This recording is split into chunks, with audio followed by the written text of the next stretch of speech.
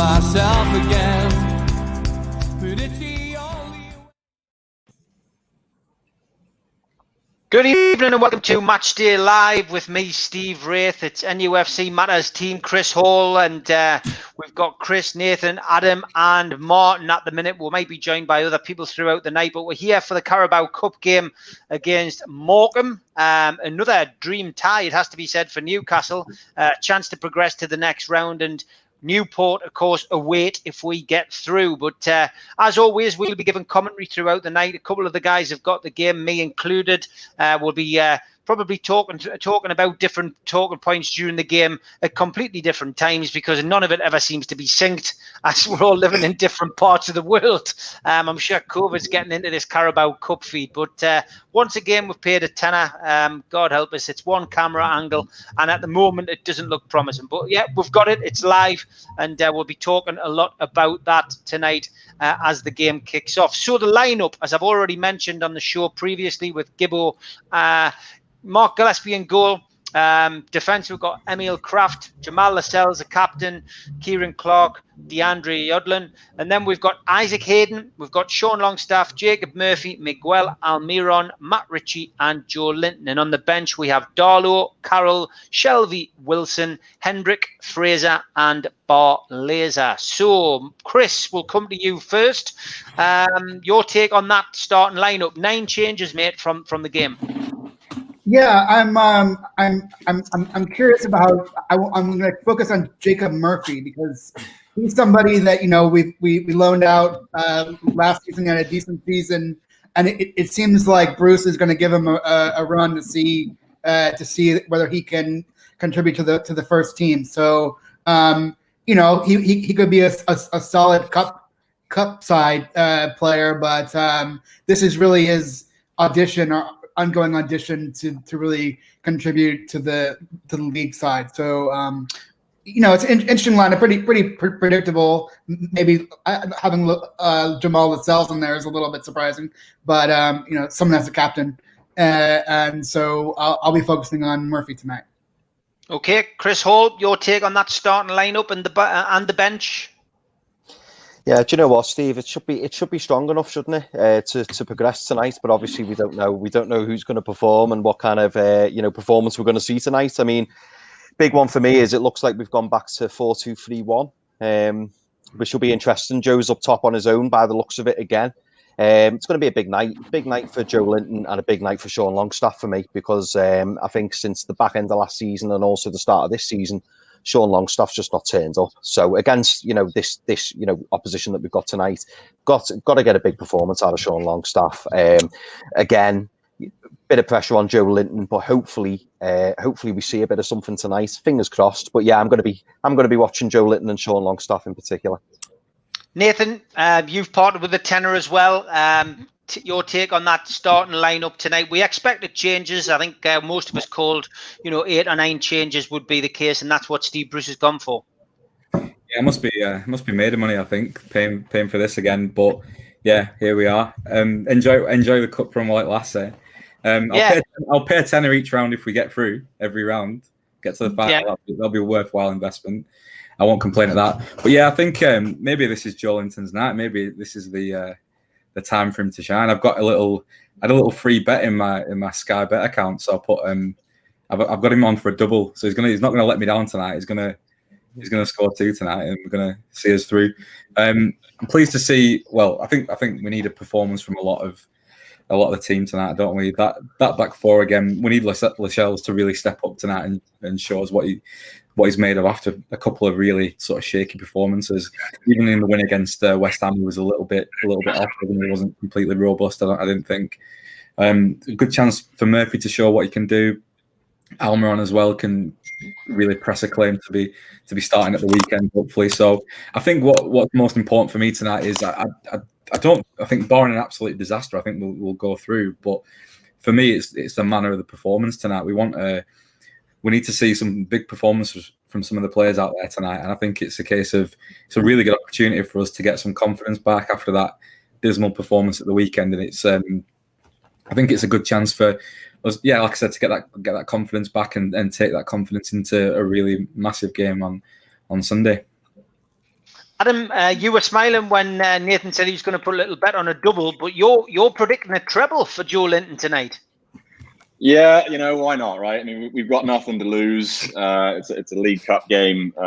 You know what? I've just been sat here thinking about that lineup, and two things came across my mind. First of all, I feel like this is a really pivotal game now for Bruce. I mean, it sounds crazy that we're in, week 3 or so of the season, but after that performance at the weekend, all the sort of feeling around the club and the city and in the media and online, it feels like they've not just got to win tonight, but they really do need to win 4 or 5 or 6-0, in my opinion. Otherwise, if we limp through 1-0 like we did last week, it's going to be more of the same. We're not likely to get a lot out of Spurs this weekend. I think any one of us would take a draw right now at the weekend. So yeah, I mean, he's got to get the squad out there tonight, and they've got to really win well, in my opinion, not just win. In terms of the lineup itself, there are no goals in that lineup, are they? That's what really worries me. I mean, who's the top scorer on the pitch from last season in that lineup? I suppose it's Almiron, right? I think he got 7 or 8 by the end of the season, but a lot of them are in the back half of that, and a lot of them are in the cup. So maybe he's a cup player, which will be good. Obviously Joelinton, I think, got 2 in the cup last season. So hopefully he's going to get 2 or 3 tonight, and either Nathan and I will be happy with 2 or 3. But yeah, there's opportunity all over the pitch for people to impress, and a lot of them really need to impress, in my opinion, because after the weekend, there are spots up for grab. I think going into the Spurs game, Bruce has shown before that he usually does come up with the reaction after a really bad performance, and that Brighton game was really, really bad. After the Leicester game last season, he made a whole bunch of changes for that Man U game, and they came back and won 1-0. So, I'm thinking not just about tonight's performance, but really these guys are playing for their place on Saturday or Sunday, in my opinion. Fingers crossed for Virgin, says the Big G. Yes, I had an absolute nightmare last night. Anyone who didn't watch this phone, my mobile phone saved the day. I actually was using the hotspot. Can you believe it? But it turned out there was a mass problem in the area, and it all got sorted by 11 o'clock last night. So happy days. I mean, to be honest, the show was the least of the girls' worries. In my family, it was all about their iPads not working and their games crashing. So there was bigger crises on our house than NUFC matters. And Liam did a sterling job. Big shout out to Liam Kennedy. Darren asks, who was the band or tune on your intro music? They're a band I used to manage called the Long Sands. We managed to bring 2 albums out. They didn't quite make it. They managed to reach the heady heights of a 45-minute live session on Bob Harris's Radio 2 show once, but they are making a comeback. But if you get a chance to Google the Long Sands, get yourself onto Spotify or iTunes or whatever, all the music's on there. Some of the videos that we did, we had a lot of fun making them. They're on YouTube. Some fantastic songs, pretty political band, wrote a lot about the locality, but definitely worth a watch. And I'm hoping 2021 will be a big year for them, making a comeback and hopefully a 3rd album. Martin, your take on that starting lineup tonight, please. Yeah, I think it's pretty much as expected. I threw on the chat there earlier on, pretty much named it Baron Hayden.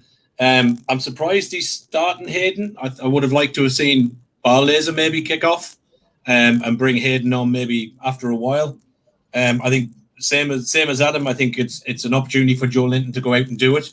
I think the pressure is on Bruce. I know I listened to yourself and John there earlier on, but I think the pressure is on him. It'll be interesting to see what happens. I think for me, the performance of tonight, for me, really has to come from the Shells, because I think he didn't put himself in any kind of glory at the weekend, and I think he really needs to step up tonight. I think he's in the squad purely because he is captain. And I think Bruce obviously likes him. But for me, I want a performance from him as a leader tonight. And as the guys said, this can't be a 1-0. I know you take it, but I think we need to go out and make a statement. Yeah, a statement does need to be made, especially after that performance at the weekend. Al Walid, welcome to the show. Your fans were starting to panic there a little bit. And on behalf of everybody here, I just want to wish you a happy National Day. Yeah, thank you so much. Happy National Day for Saudi Arabia. Thank you for the messaging in the Twitter. No problem. Yeah, I saw the lineup. I think Mr. Steve Bruce came back to came back to 4-2-3-1. So I think he will start this next game in Premier League. I think this is the best formula he can go with, regardless who's playing in the lineup. I don't know if you consider this for Joelinton. Is it still have 8 games? We said 7. He's got 7 now, mate. 7? He's got 7. Yeah. Yeah. So let's see what he have for us tonight. Yeah, okay. A lot of confidence around Joelinton. I'm surprised at the panel because it's certainly bucking against the trend on social media where it's been let's all just take pot shots at Steve Bruce and Joelinton this week. You know, the aftermath of the Brighton game hasn't gone down too well for those guys. Has it surprised you, Chris, that there's a lack of defenders on the bench? Bruce is obviously confident that back four and goalkeeper are going to do enough against Morecambe to get us through. Yeah, I mean, I wouldn't look at this lineup as any kind of bellwether for the rest of the season. I think this might just be a one-off, given the relative talent, competition that we're facing here. I'm not one to say that Steve Bruce should be experimenting with different lineups and figure out what works for him, but I wouldn't. We're not going to play 5 at the back. Okay, so anything that's not 5 at the back, I'm relatively happy with, and not going to second guess them unless we are like 2-0 down at halftime or something. God, don't say that. Yeah, Chris Hall. He's obviously going for it. He's also got Carroll and Wilson on the bench just in case the worst does happen. But he's not playing. He's not going for defence, is he? He's going to win tonight's game. Yeah, I think he's got to. I mean, even if we drew, I know obviously there's no replay, but even if we went through on penalties, I think there'd still be uproar. I mean, we should be winning comfortably tonight. Personally, I don't think it will be that comfortable. I hope Joelinton does turn up. But like I said before, it's definitely in the midfield for me. You're right when you say, he's not got much defence on the bench. So obviously he's not concerned by the back four. I am a little concerned about Yedlin left back. I've got to be honest. He's obviously putting him in the shop window. I thought he'd already be gone by now when he's obviously playing tonight, so it can't be that close. But yeah, I mean, Kraft, I'm not all that convinced on him. Ironically, I really like Clark. Clark, for me, I would like to see Clark and Fernandez full time at centre back. Playing with 4 at the back in the Premier League. So I'm really pleased Clark's in there. Hopefully, he provides a little bit of solidity for Lascelles. But yeah, I mean, it's not our strongest lineup, but I think it's the best one that he could possibly put out. And hopefully we don't have to use the players off the bench, but if we do, so be it. Hopefully, Wilson can come on and affect the game. I really hope we don't have to take Joe off and he's had another poor game, because really, I just don't see any way back if that happens tonight. Yeah, I've got to agree. Time is against him, and I keep harking back to, I can't remember who it was. Somebody put a comment up on one of the shows we did, and essentially just said it's progress that Bruce has put him on the bench. He's not starting him. He's starting him again tonight, of course, but in the Premier League fixtures, he's not getting a start now. And although he's still getting a run out at some point, but I did see the point that somebody made straight after that. The next progress he wants to see was him back in the stand. So as I say, there's a lot of people losing a lot of patience with Joelinton. Martin, the bench, the bench is more attack minded, I suppose. That's the way to look at it. I know a lot of people saying it's suicidal not having a lot of defenders on the bench just in case it goes pear shaped there. But you can drop Richie into full back if the worst comes to the worst. Kraft can play across the back four. There is variety in the squad there. I think the main focus is getting through and beating Morecambe and getting into the next round against Newport, isn't it? Yeah, I mean, I think somebody was reading Twitter earlier on. Somebody put, 2 years in a row, Bruce has got a handy cup run. Time to put your stamp on it, which I think is a real fair point. For me, I think that there has to be a chunk of this with the lineup and the setup. One thing for me in particular, given the games we've got coming up, he's got to come out of it with no injuries. So I think that for me is another critical piece of tonight. If there's a player that gets an early tap or a knock, somebody like a Hayden that we're going to need on Sunday against Spurs, he's got to react to that. And I think that for me would be one of the biggest worries. I know the back end of last season and into this season, I keep harping on about the injuries, and it is for me still a concern. But he's got it there to mix it up. As I said, I'd like to see Bar Laser on at some point, so maybe him from Hayden if we're in a comfortable position. But look, it's Newcastle, and it could be half time, it could be 2 down. Who knows? Hopefully not. But yeah, he's got the ability, but I just worry about injuries and stuff. It's a 7:45 kickoff tonight at the Mazuma Stadium, and for us, you're not going to get a better opportunity to get through to the latter rounds of this cup. So let's hope Newcastle, the real Newcastle, do turn up tonight. Al Walid, the bench, as I said to the rest of the lads, there it's full of attacking options tonight. So we're all expecting some goals, I think. And does it concern you that there's a lack of defenders on the bench?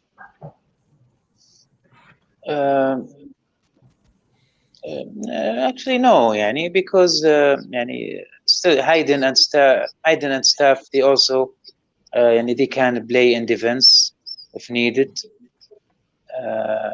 I think next game, as I said, he will go for this and give a chance to Joelinton to say, we're still in transfer window. Technically, so maybe he want to give a chance for him. And I think, as I understand, Morecambe is not that strong team. So I think this squad will get us the win tonight. Good stuff, Nathan. Your take on the bench tonight? Yeah, I think it's very telling compared to the cup game last week, where we didn't have Wilson or Carroll on the bench, did we? And now we've got both of those on the bench. I don't think, maybe Carroll, it was down to fitness, where we could manage 2 games in a week. But I mean, going off last weekend, Carroll didn't really run a great deal, did he? So he must be fighting fit today, I think.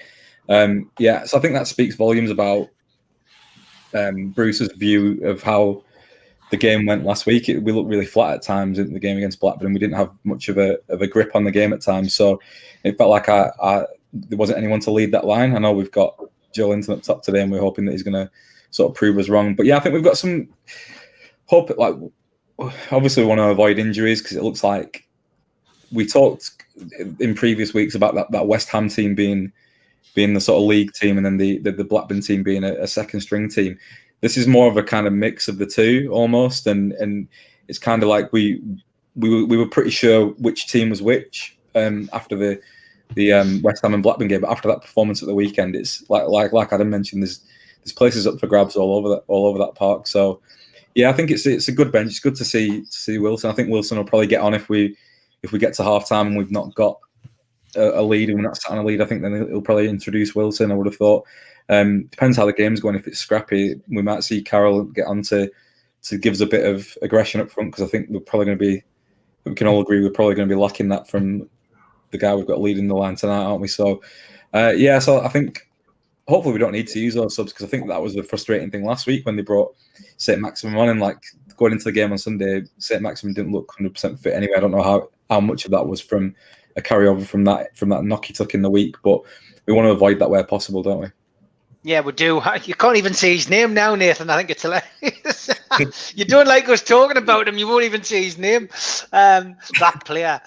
Adam, your take on that bench? Is it a weak bench? Is it a strong bench? Well, it's a bench out of necessity, isn't it? I mean, other than Fernandez being healthy, I don't know if there are any other defenders that you could have put on the bench. Obviously, Jamal Lewis is injured. Fabian Schär is still injured. Paul Dummett is still injured. So we say there are no defenders on the bench, but you can't even afford to have a defender on the bench, because if you put Fede Fernandez on the bench and he has to come on because somebody gets injured, then all of a sudden on Sunday you haven't got enough healthy defenders. So, as a couple of other people have said, there is some flexibility across the back there. Obviously, you got 2 fullbacks that could be interchangeable. Kraft can go into the middle if he has to. Isaac Hayden can drop into defence if he has to, as he has done before. And Matt Ritchie could probably play either fullback spot as well. And of course, we are forgetting that we do have an emergency centre back on the bench in Andy Carroll. So it wouldn't be beyond the realm of possibility to see Andy Carroll finish this game playing centre back. Wouldn't totally surprise me.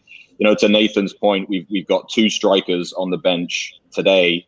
Last week against Blackburn, we didn't have any strikers on the bench, and we had defenders instead. So it's a clear message, in my opinion, that Bruce is saying that he wants to win this, and he wants to win this in 90 minutes. He doesn't want to go to penalties because that's just a coin toss, excuse me. So, I think he's set out his stall tonight to win and to win comfortably. I think Martin made the point. Joelinton, not only does he need to play well, needs to score goals, he also needs to not be dragged off at half time. If he gets dragged off at half time or after 60 minutes, even if we're 1-0 up or something, and he's trotting off to the bench again without doing anything helpful, then where do we go from here, right? I mean, if there are clubs that are interested, like Liam was talking about on your show yesterday in Turkey, it might be at the point now where if he can't play well against a League Two team, 2 divisions below Blackburn from last week, if that's not his level, then his level is not in England, not right now. And if he's not trying to learn what Brucey and the staff are trying to coach him through, if he's not following instruction and he's not playing well, then it's just time to move on for him. So I think this is a pivotal game for Bruce, but it's also a pivotal game for Joelinton, right? If he does come out and score a hat-trick, like I said on the last show, we'll all be having a very different conversation about the weekend. Should he be playing up front with Callum Fraser at the week, or Callum Wilson at the weekend if he scores a hat-trick? I would much rather have that conversation than how do we get rid of this guy and move on to the next player. Morecambe's team's announced in there. Looks like they've got 3 snooker players playing. They've got a Henry, they've got a Davis, and they've got no Sullivan in their lineup. So perhaps they can all pop down the crucible if they get knocked out tonight and have a game of snooker. Gents, it's an overwhelming majority that Steve Bruce must go ASAP. However, how many on the panel tonight actually believe that Mike Ashley would give him the bullet? Good question, Trevor. It is the burning topic on social media, that's for certain.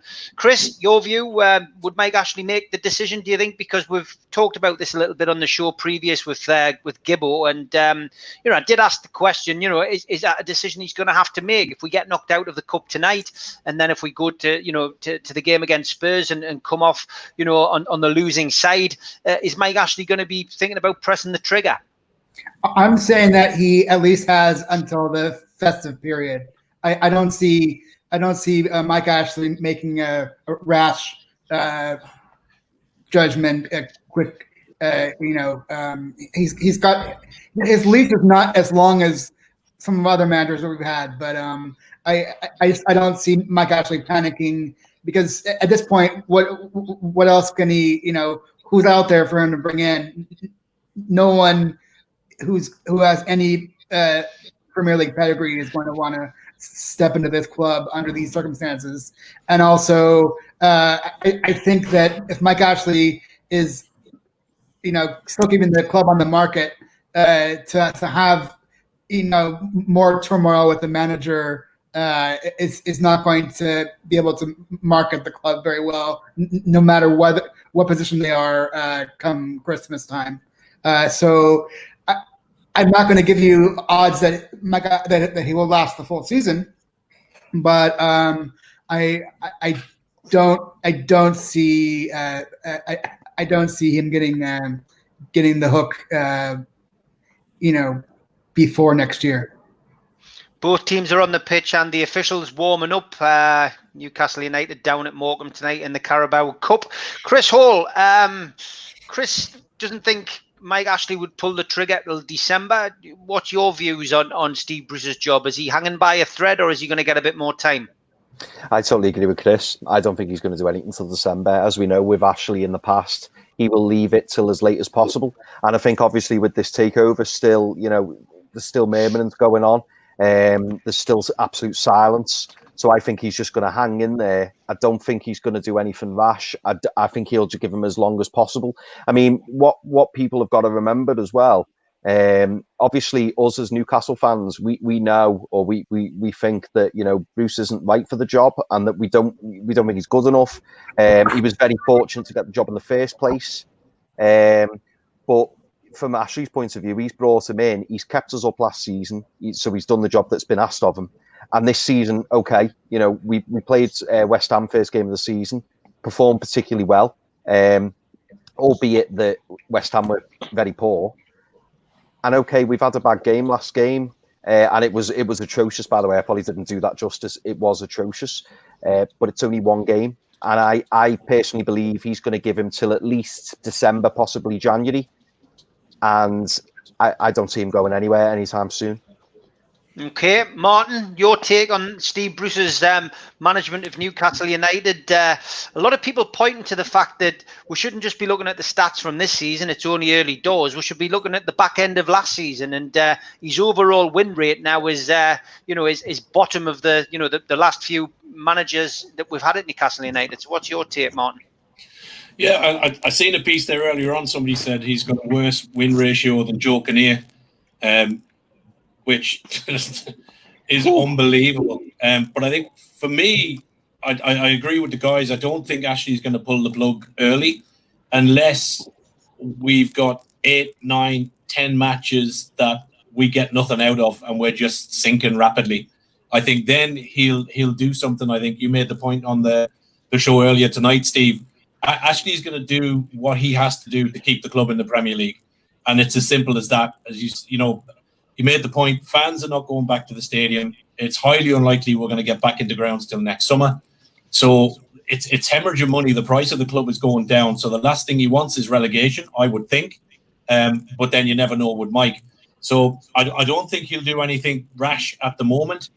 I think we've got 4, including Burnley, I think we've got 4 tough games coming up after tonight, which I think will be probably more tested than tonight. But I can't see him lasting the season. That's being perfectly honest. I'd be surprised. Yeah, Jason's just asking, does anybody actually know what Carabao is? Yeah, it's an energy drink, I think. It's a bit like Red Bull. I've never had it before, but I believe that's what it is. Pete, welcome, mate. And you're pushed in front of Halloween on my screen, so we'll come to you. What's your take, first of all, quickly on the team tonight that's been selected? And Steve Bruce, is he hanging by a thread? I'm relatively happy about the team tonight. It's a little bit stronger.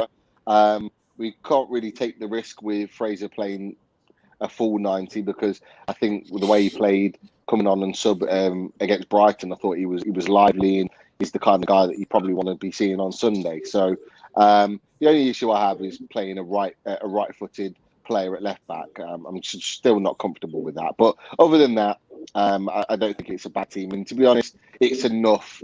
It should be enough to win tonight, regardless. And that's the main thing. A little bit like Blackburn. But with regards to Steve Bruce, I think he's under a little bit of pressure. I'm not saying he's hanging by a thread, but I think he's under a little bit of pressure right now.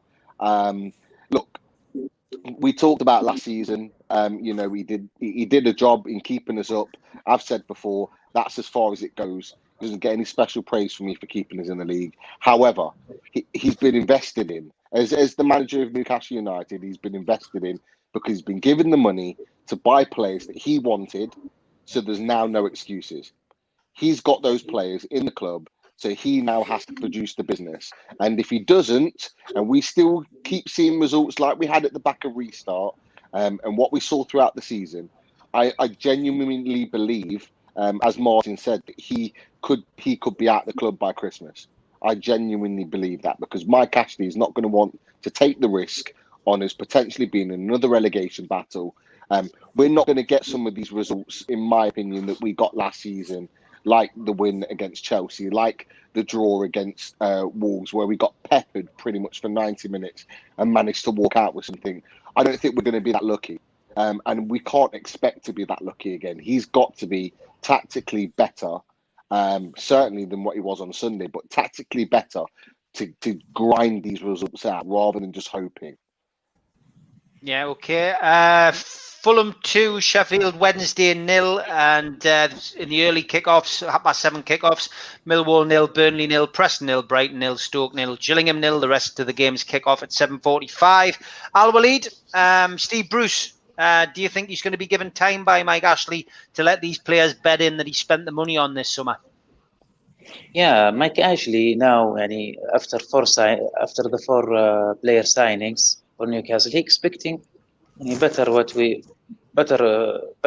from this performance. I still believe Mr. Steve Bruce didn't play the best formula, best choosing of the lineup. Still, there is better to provide. And I think the next game, I think Tottenham, Burnley, if I'm not wrong, Everton, Man United.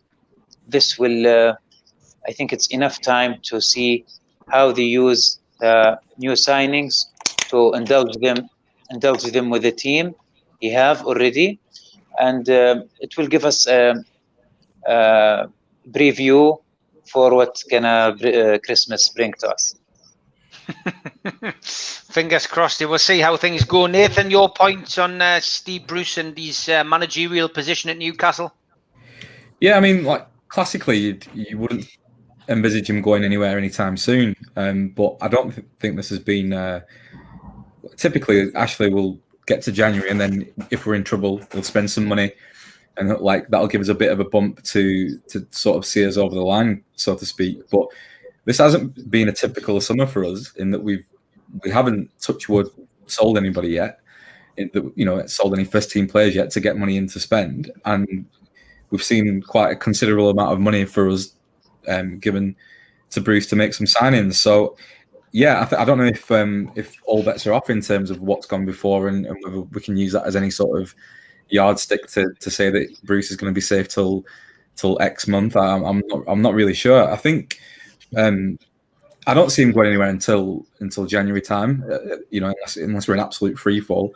I think it does. I think what is critical though is the manner in which our performances go.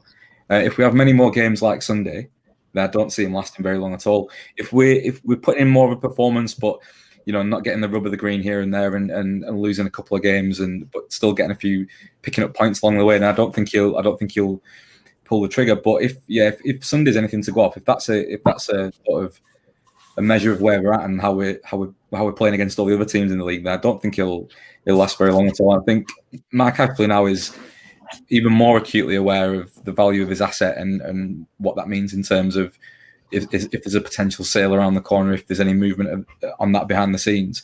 There was a lot of talk last season around, particularly at the end of the season, about whether I don't know how much of it was true, but sort of whether the buyers were kind of waiting in the wings to see if we were safe or not. So you think that gives a lot of evidence to the fact that Ashley might make more drastic changes, because if we get to once the January window goes, if we're in trouble, the buyers aren't going to take over if we're rock bottom of the league or if we're well adrift at the bottom. So I think that may cause him to act sooner, perhaps. Okay, Adam, finally you, before we get the predictions, your take on Steve Bruce's position at Newcastle United. I know you touched on it a little bit earlier. Yeah, I mean, I think everyone's made some really good points here. First and foremost, I think this summer has been different for Ashley. He's acted differently. He's had to back his manager and buy Premiership-proven players because the old model was too much of a risk this summer. And I think that is also true with the manager right now. I think he is going to approach the manager's position differently than he has before, for the point that Nathan just made. He is even more aware of how important staying in the Premier League is this season, given the situation surrounding the takeover and the situation surrounding the club in general. So if you think about the other relegation seasons, in particular the McLaren season, it's well known that he waited at least 3 or 4 weeks too long, if not 2 months too long, before pulling the trigger on McLaren. And I just don't think he's going to do that again this season. I think he is paying far closer attention to the performances and to Nathan's point, not just the results. Because if you look at the game last weekend, if you have 4 or 5 of those in a row, then for me, he's going to have to pull the trigger. Not because they're just losing the games, but because of the way they're losing the games. If we go to Spurs and lose 2-1 or 1-0, it is what it is, right? Lots of people are going to lose to Spurs. But if we go to Spurs and get beat 5-0 and play like we did against Brighton, then that's going to change the conversation completely. So, I think there is a difference this year. Obviously, there was a difference in the type of players they've signed. It's Premiership proven running right away, as a lot of people have said. And I think the same goes for the managerial position. If Bruce loses 4 or 5 games in a row, Mike Ashley will act quicker than he has in the past, because he has to keep them in the Premier League this season.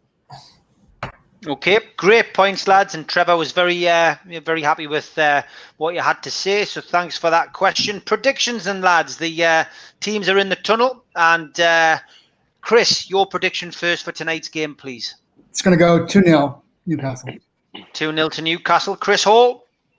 I'm going to say 2-1 Newcastle. I can't not see Morecambe scoring. I think Morecambe is scoring. You think? Okay, no problem. Martin, your prediction, please. I'll go 3-1 to us, or I think Morecambe will score. Okay, Pete. I'm going to go 2-0. 2-0 to us. 2-0 to Newcastle. Okay, Al-Walid. 3-1 Newcastle. 3-1 to Newcastle. And Nathan. 2-0 Joelinton double. Okay, and Adam. Well, as I've been sitting here, I've talked myself into the fact that we're going to lose 1-0. But because I predicted that Joelinton will score a hat-trick, I'm going to stick by that and say we're going to win 4-1. 4-1. Oh my God. Okay. Yeah, Right. Okay. If that doesn't happen, Adam, you're never on again. I'm going to go with 2-0 to Newcastle, as I predicted on the Gibbo show. And just as the teams take the pitch, just a quick reminder that we did a great interview this afternoon with Alan McGee, the man behind Oasis, Primal Scream, the Happy Mondays. It was great to have him on. Great to chat with him. I do a bit of work with Alan now and again. Obviously, with lockdown, though, it's been very difficult. But if you've got time to watch that and you're a music fan, give it a watch. But I'd say the teams now are on the pitch, and just as the fantastic £10 coverage starts to put up its graphics, the referee's talking to both skippers, and we're ready to go. So yeah, let's hope, lads, that honestly, let's hope this is a little bit more free flowing and exciting to watch than the Blackburn game that we paid for last week. We can only hope. It has to be. It has to be. Can't be any worse. Yeah. Well, all the predictions coming in. Ben says a second clean sheet for Gillespie. Chris Stappard says we should win 2-0, but history with the lower clubs ain't good. You got a draw is okay. You're away here, and you get through. Can we knock that radio off? Whoever's got that on. Cheers. Into the League Two side. I can hear John Anderson. Someone's got John Anderson on. Who is it? Is it you, Chris? You're looking guilty. You've gone. I went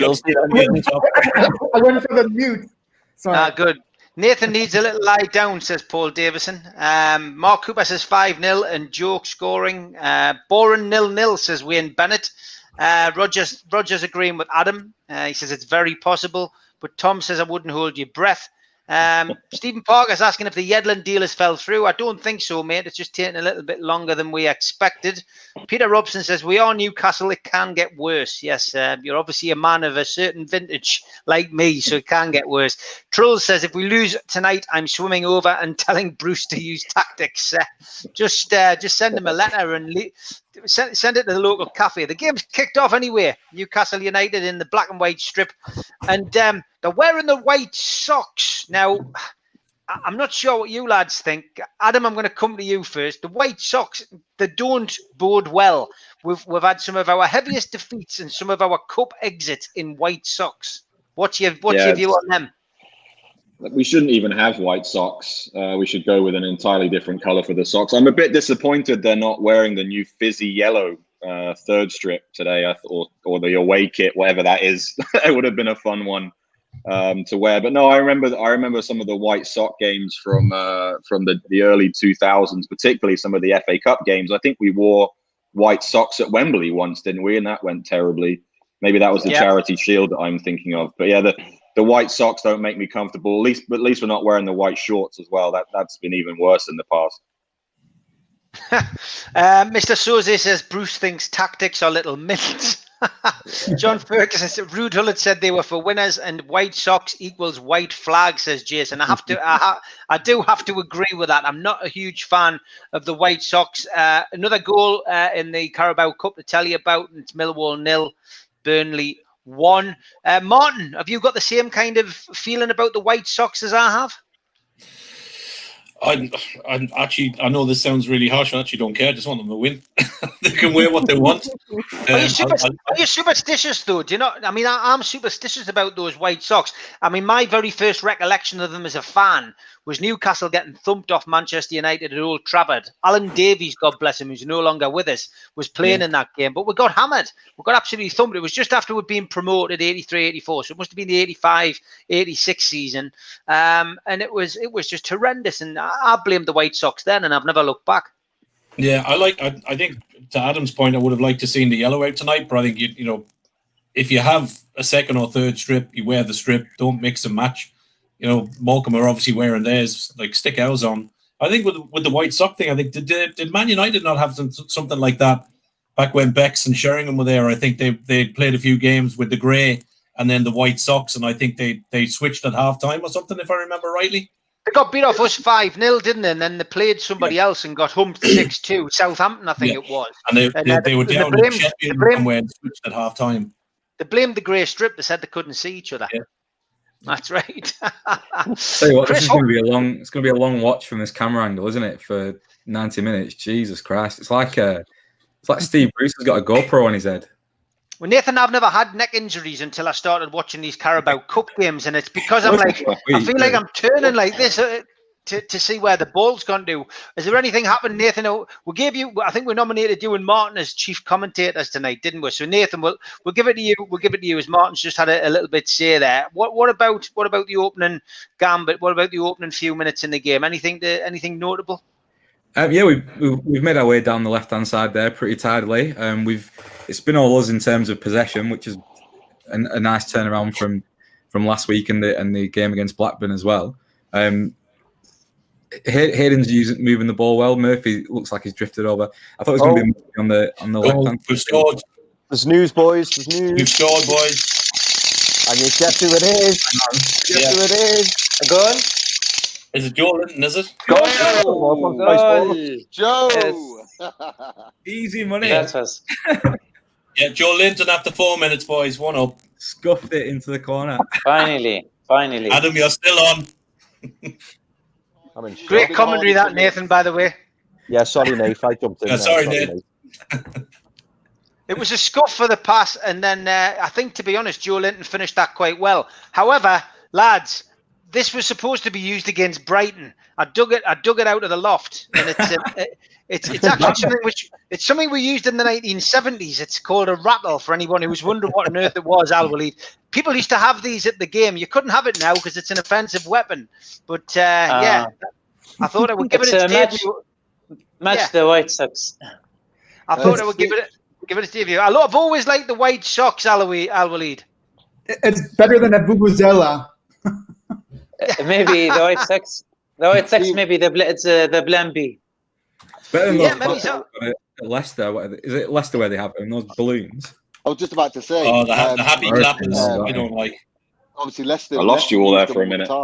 It's only up until just before their title-winning season they stopped using them, and now that they changed to the clappers, just the piece of paper. They changed to that now, but they used to use them all the time. Yeah, Joelinton control the ball there. He's full of confidence. I've got to be honest, I would be rather annoyed if somebody was sitting in front of me at the match with one of them, or a vuvuzela. I mean, the vuvuzela was probably one of the worst things ever invented, wasn't it? I mean, even as somebody watching it on the television, Pete, that was a nightmare. Yeah, it was. Sound like a kazoo. Do you remember them? We used to get in the magazine when you were a kid. We didn't have kazoos. We used a paper and comb. They just played the goal back on Sky. To be fair to Joelinton, that was an awful scuff, but it went in anyway. You've completely shattered people's illusions. They thought it was an accomplished finish watching this. People are watching this coverage for accurate information. It was definitely a scuff. Yeah. They all count. It was a well-aimed scuff, and it's in. Yeah, I've been going out his arse at this point for him to get a goal. Jesus, so I'll take a scuff. As a striker, it's the type of goal you want to be scoring when you've got such a drought. So Yeah, you'll take we've all been anything, there. to be honest. Yeah. We've all been there before. I think for me the biggest thing with Joelinton is, as a striker, I don't mind if a striker misses, but at least be in the position to miss. You know, Yeah, and I think exactly. part of the problem with him is he doesn't make that last 5 or 10 yards when you do zip a ball in or we get a cross in. And I think that's one of his biggest failings, is just not being in the right spot. I know the camera was against Blackburn, but he wasn't even in the picture for half of the crosses and stuff that came into the box. He wasn't anywhere near. So. Well, you look at 9 out of the 10 more, games, he's never in those positions. And that's the biggest issue. You look at sort of 98% of the games that he plays in, he's never ever there, never. And that's the problem, man. Who give the assist for who? Almiron. For the goal. Almiron, yeah. Sounds about right. Yeah, well, this is it. I mean, look. We judged him for half of the season because he hadn't got the ball in the net. He ended up going on and scoring 8 for the season, which is not bad. It's not the worst. It's not the greatest. But where you're going to see Almiron in this system and in this way of playing, particularly with Wilson, is getting assists, and he's got a couple already this season, and that can only be a good thing. You know, he's actually started well this season. In the games that he's played, he's actually looked decent. He played well against Blackburn. He came on and looked to, he looked to really like improve us. That's not really hard against Brighton, but he really sort of gave us a little bit of intensity, and we need that in this team. Yeah, difficult to tell from this camera angle, Martin. But can you assess what formation we're actually playing tonight? I don't have the stream, mate. Nathan has it.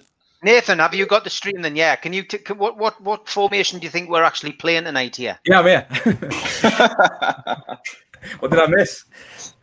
Yeah, I'm saying Nathan. What? I was watching the game, so I hadn't even realised you got out your seat. What do you mean? I never left. That's typical. That was like a Jeff Stellingman Cammy moment. Yeah.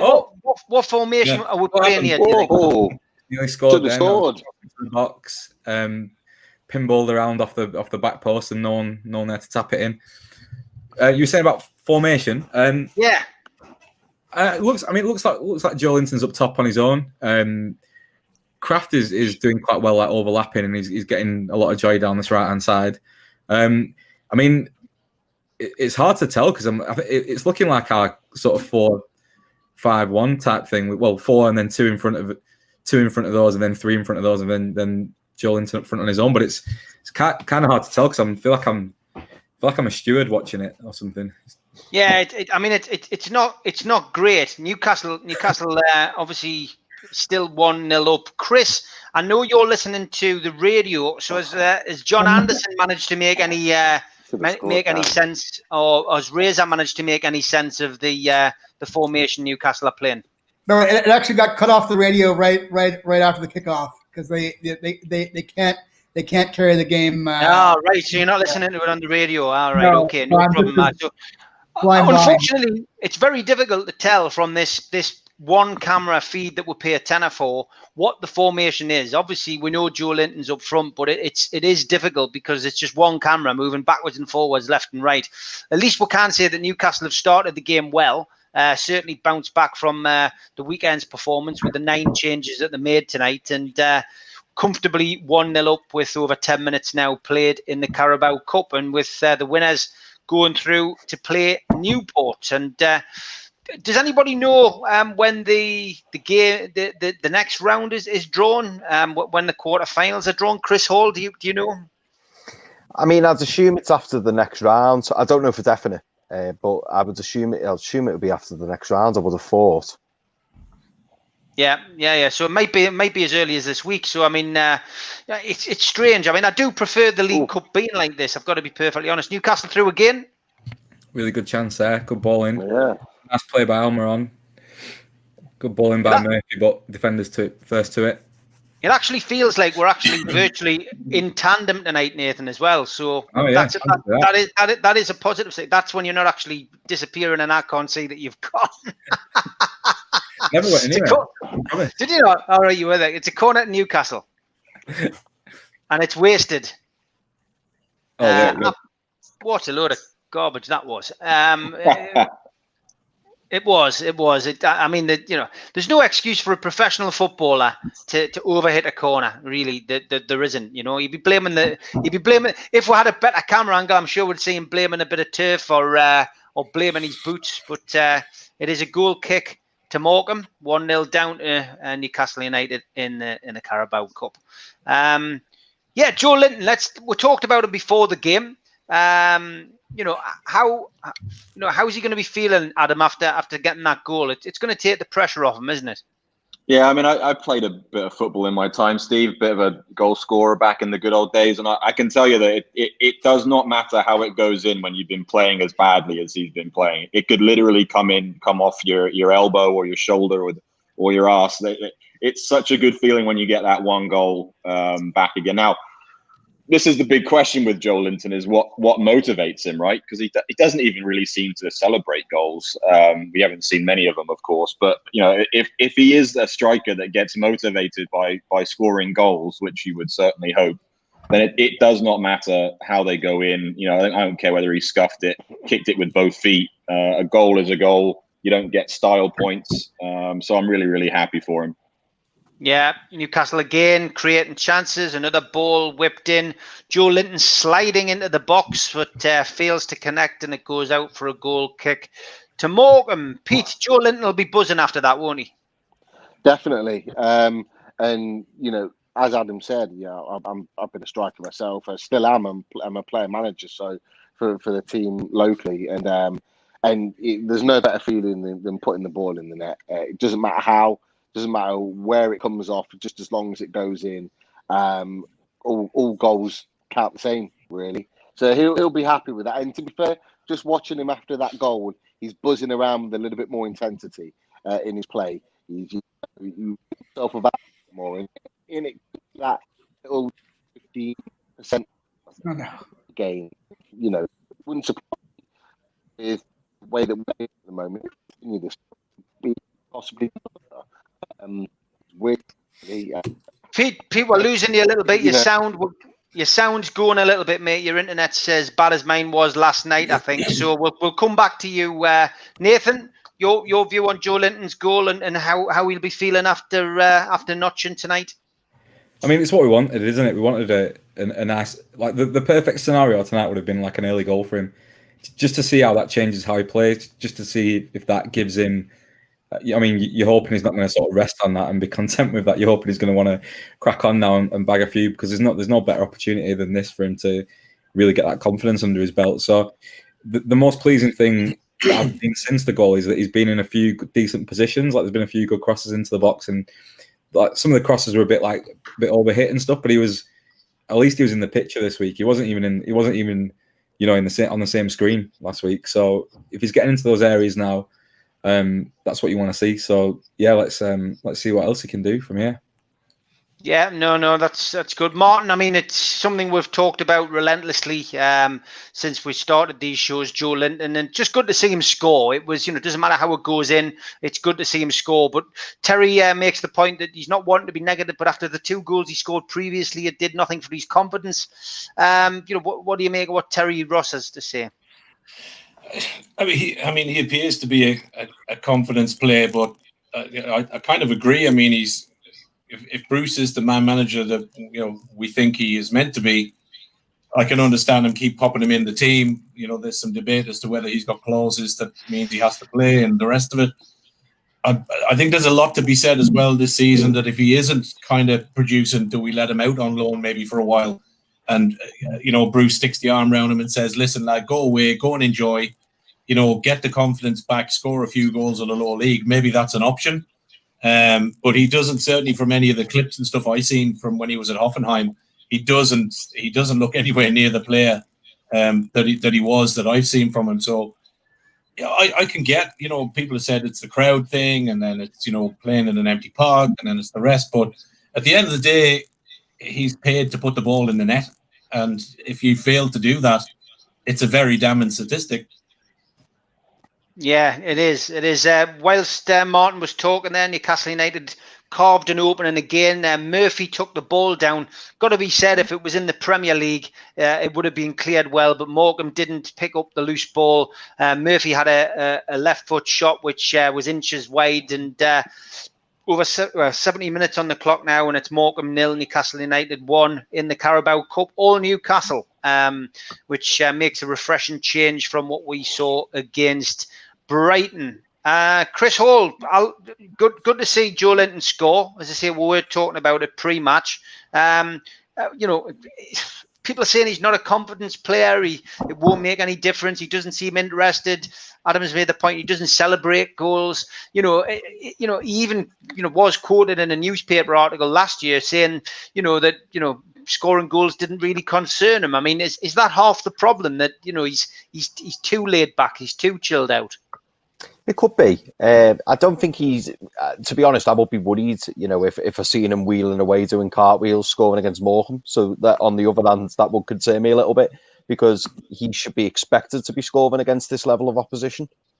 I think, like Adam said, tonight's going to do him the world of good. Hopefully, he gets a couple more. If he comes off having scored 2 or 3, job done. Going forwards, he needs to kind of translate this into the Premier League games as well. It's not gonna make things worse for him. I think tonight, if he carries on the way he is, maybe gets another, it's gonna just give him confidence going forward. So it can only be a good thing. I wonder whether he said goals aren't important to him to try and appease the fans, in the sense that he's trying to say I'm more than just goals.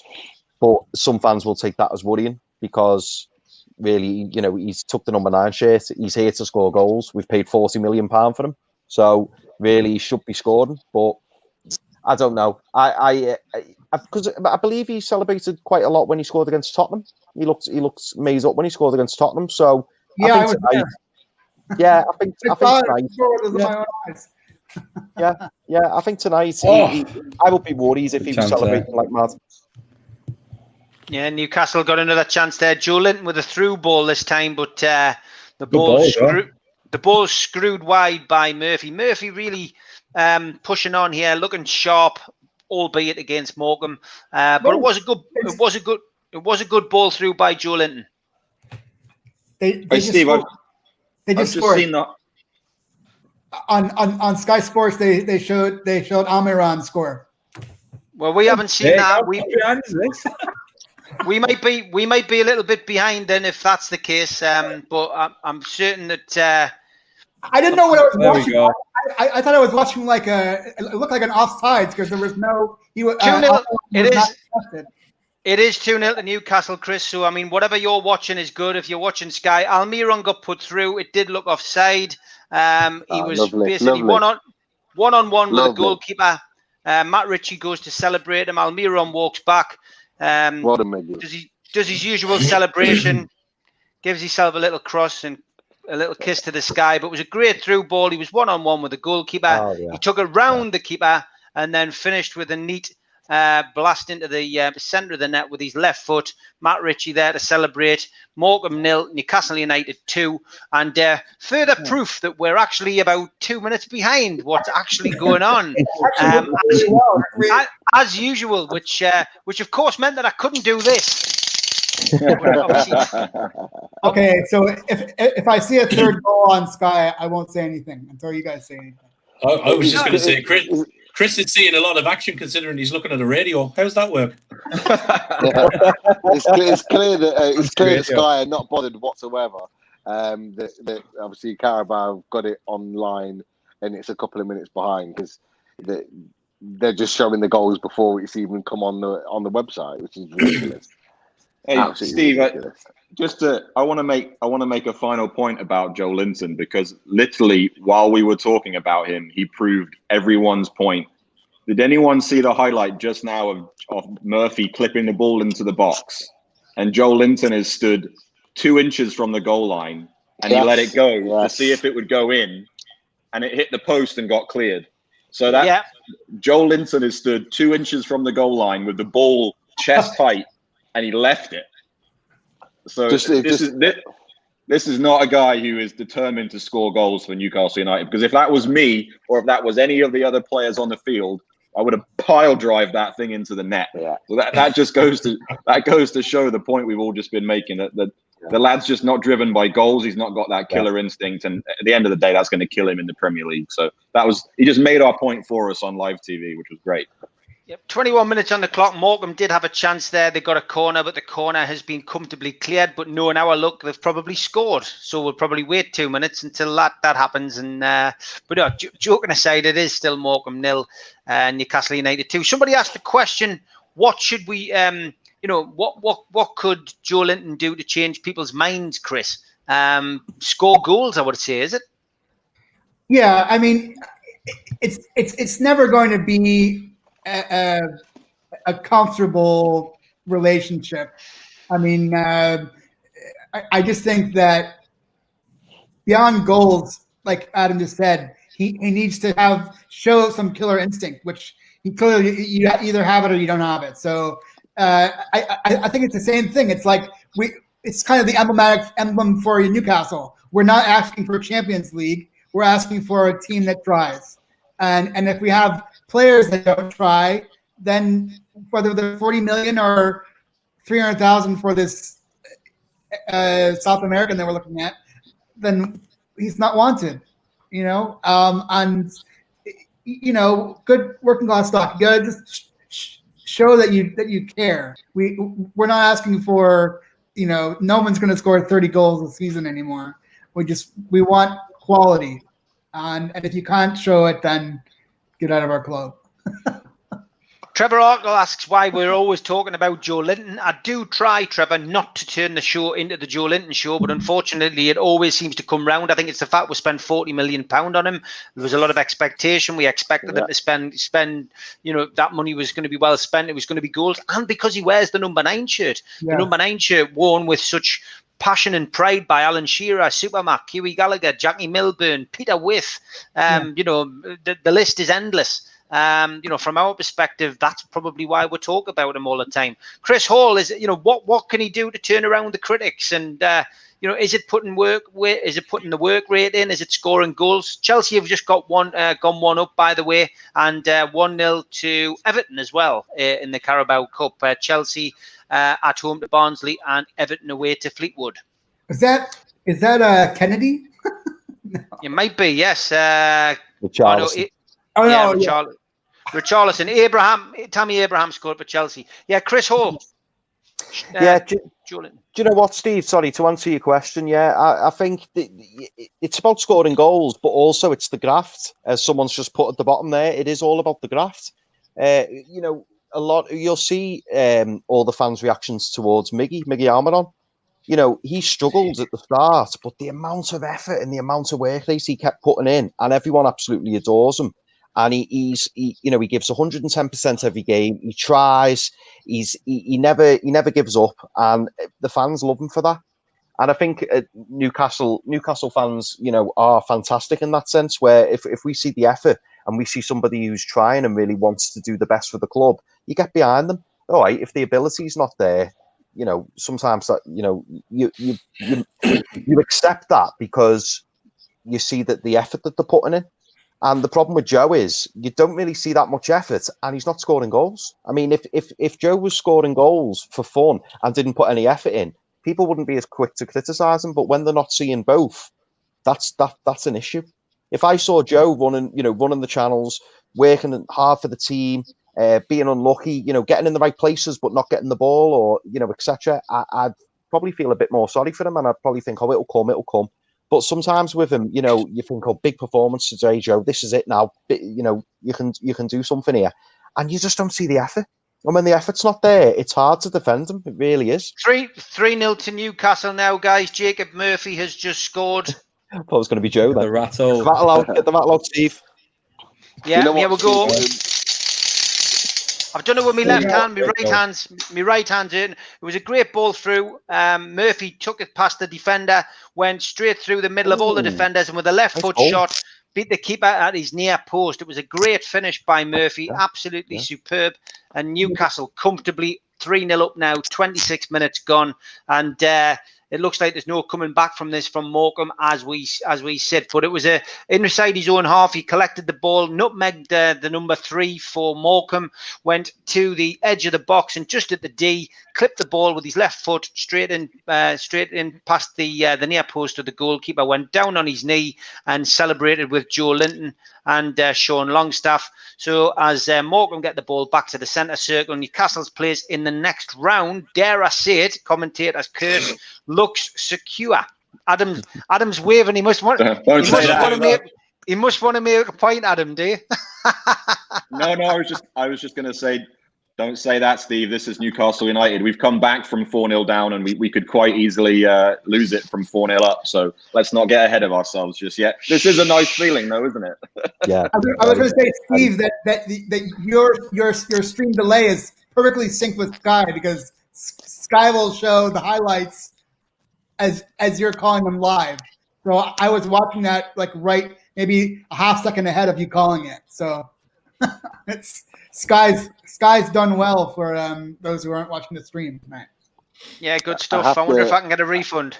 I have to say, guys, Jacob Murphy's probably been the best player on the pitch for me. Everything seems to have gone through him down that right-hand side. He's had their left-back on toast, and he deserves that goal. I think he's played well. I think he's played really, really well. I know it's... He was my man to watch tonight, so... Yeah, we can all say... But I'd say I'm happy for him. Definitely. It's easy to say that it's just Morecambe, but and it is to a certain extent, but you've got to go out there and put a performance in, and he's certainly done that, and he's led by example. So, you know what, fair play to him. Definitely. Yeah, to be honest with Murphy, he's not really had much of a chance under Rafa. Didn't really hit the heights, and he's did said so. Hopefully Bruce will either look at him and decide to give him a chance, or he will he's going to be able to get a little bit of money in, which might help him purchase somebody new in the transfer window. But yeah, no doubt about it, Murphy's been the star man so far in tonight's game. Newcastle United 3-0 up in the Carabao Cup, and my predictions out the window. I think most lads are. None of us saw this coming at all. Quick run through the scores. Fulham still 2-0 up against Sheffield Wednesday. Burnley still winning 1-0 at Millwall. Preston and Brighton still 0-0. Stoke still 1-up at home to Gillingham. Chelsea 1-0 up at home to Barnsley. And Everton still leading at Fleetwood 1-0. The other game between Leicester and Arsenal is still goalless. And of course, as I've just mentioned, Newcastle United 3-0 up at Morecambe. How lucky are we that we didn't get a Premiership team for this round? It would have been very it would have been miserable, wouldn't it? Yeah. Okay, we didn't get a Championship team. Yeah, you're right, actually. Very, very lucky that we didn't get anyone in the top 2 tiers to play against. Yeah. Unbelievable. I was going to say we were unlucky last year because we ended up getting Leicester, who played a full-strength squad against us. And, even though we're at home, we played a weakened squad. And although they won on penalties, they should have easily won it in 90 minutes. Yeah, so it's nice. It's nice to definitely. It's nice to have that. Rattle time, Steve. What do you say? The rattle time. Get it. Oh, no. Get it ready. Get it ready. Not again. Time. Could it be true? Could it be true? Yeah, 4-0. Yeah. No way. Don't tell me it's Joelinton again, is it? I think it better be. Yep. Can't wait to see this finish. Newcastle United 4, Morecambe 0, and it's Joelinton. 50 quid in the bag. Happy days. What a goal as well. What's it called? Sign him up. Let's give him 8 years, lads. So Joelinton took it on the far side. He turned, and he just basically hit it from about 25 yards out, and it went into the bottom corner. It was a hell of a strike. He found his standard. It was like Roy Race at Melchester Rovers. Joelinton's rocket, it was. But it was the way that he got the ball, literally 40 yards out. They just showed it on Sky, yeah. Yeah, and put it this way, it was Brazilian. That's the best way to describe Joelinton's goal. I'm so glad actually Joelinton the opportunity to prove me wrong in these opening 10 games. Oh my God, I there bet will I'm be gonna be peace on wounded. earth, says, Give me the money now. says Truth. Christ, that was a good strike, says Paul Davison. Mark Cooper suggests we give him a 6-year contract. Gerard says, oh my, not saying his name in case I get sick. Paul Oxley says, Steve, didn't someone say they'd bear their backside in Fenwick's window? It was actually Boots' window. I'm not going to name and shame, but I'll let you know if he does it tomorrow. If we can avoid Liverpool and City in the last 8, then we can win this Carabao Cup. Joelinton needs to start against Spurs now, says I'm Ronaldo in 1985. Let's extend his contract, says Ian Hutchinson. There's been a red card, gents. Please, Yeah, I think no. there's been there is a red card by the sounds of it. It could be Morecambe. Yeah, it's more. Yeah, it is Morecambe, and it is Morecambe, and it's not wise to do something like that because he'd be red carded. Oh, that's nasty. That's nasty. Well Hopefully, the best you can say about Joelinton. Oh, yeah. That's an awful tackle. If he's a League One striker, then you know. Yeah, it was a horrendous tackle by Tumani Diaguraga. That's my first attempt, and that'll be my last attempt at that name because he's been sent off, thank the Lord. But it was a horrendous tackle on the 33rd minute. Yeah, it was just reckless, absolutely reckless. And Richie's not one to stand. Richie's coming in. Richie's coming in and remonstrating with the players. Yeah, Sean Longstaff on the ground. That we've managed to assess that now, and he looks okay. He's getting a little bit of treatment. But as I said, Diaguraga is the man who's been sent off for Morecambe. So if Morecambe's night couldn't get any worse, 4-0 down, the first team to concede 2 goals to Joelinton, and now they're down to 10 men. Morecambe might be seriously considering turning up for the game on Saturday. Was it Paul on the screen there? The comment he said that I needed to lie down for saying about Joelinton. I think it was. Yeah, it was. He's laughing now. I thought you said, was it porn on the screen there? I thought you were watching something different, Nathan. Paul, you said. That's a good game, isn't it? That was last week. I'm Ronaldo says, I heard Real Madrid scouts watching Joelinton tonight. That would be right. Fair play to Joelinton with that finish. You can't take it away from the lad. Always said Joelinton was a top player, says Colin Turner. Should be 8 or 9 now, says Paul Oxley. Let's go for 10-0, says Cutnut. Time to sell Big Joe. Yeah, well, at least his transfer fee will have gone up now. But JH says, could Joelinton have found his level? Great. Obviously, Stadium of Shite says Joelinton's class. Joelinton's on fire. The defences are terrified. Joelinton's on fire. Yeah, great stuff. It's amazing what a couple of goals can do in a game against a lower league team. But this is what was said at the start of the show, lads. This is what he had to do. He had to go out. We said Bruce needed a result, and we said that Joelinton needed to do something. So, Al Walid, your views so far? Actually, I want to ask you guys from your perspective, what makes Joelinton score today? What do you think? Since last time I remember Joelinton, correct me if I'm wrong, it was against Sheffield last season. Yeah, that's right. What's make him score today? Is it what is it?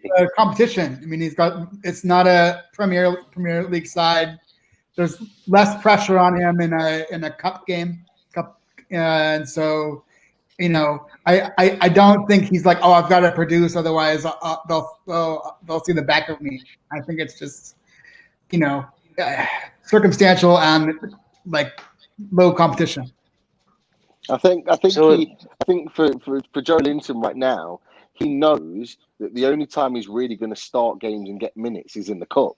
So it's in his best interest that Newcastle is still playing cup football in some way, shape, or form if he's going to be playing regular minutes. Because look, let's face it, I think we'll all agree that in every Premier League game, Callum Wilson starts up front if we're playing one up front, and then you've got Andy Carroll behind him. So you know he's got to be fired up, and this is his major chance to show what he's about. And fair play to him, he's doing that tonight.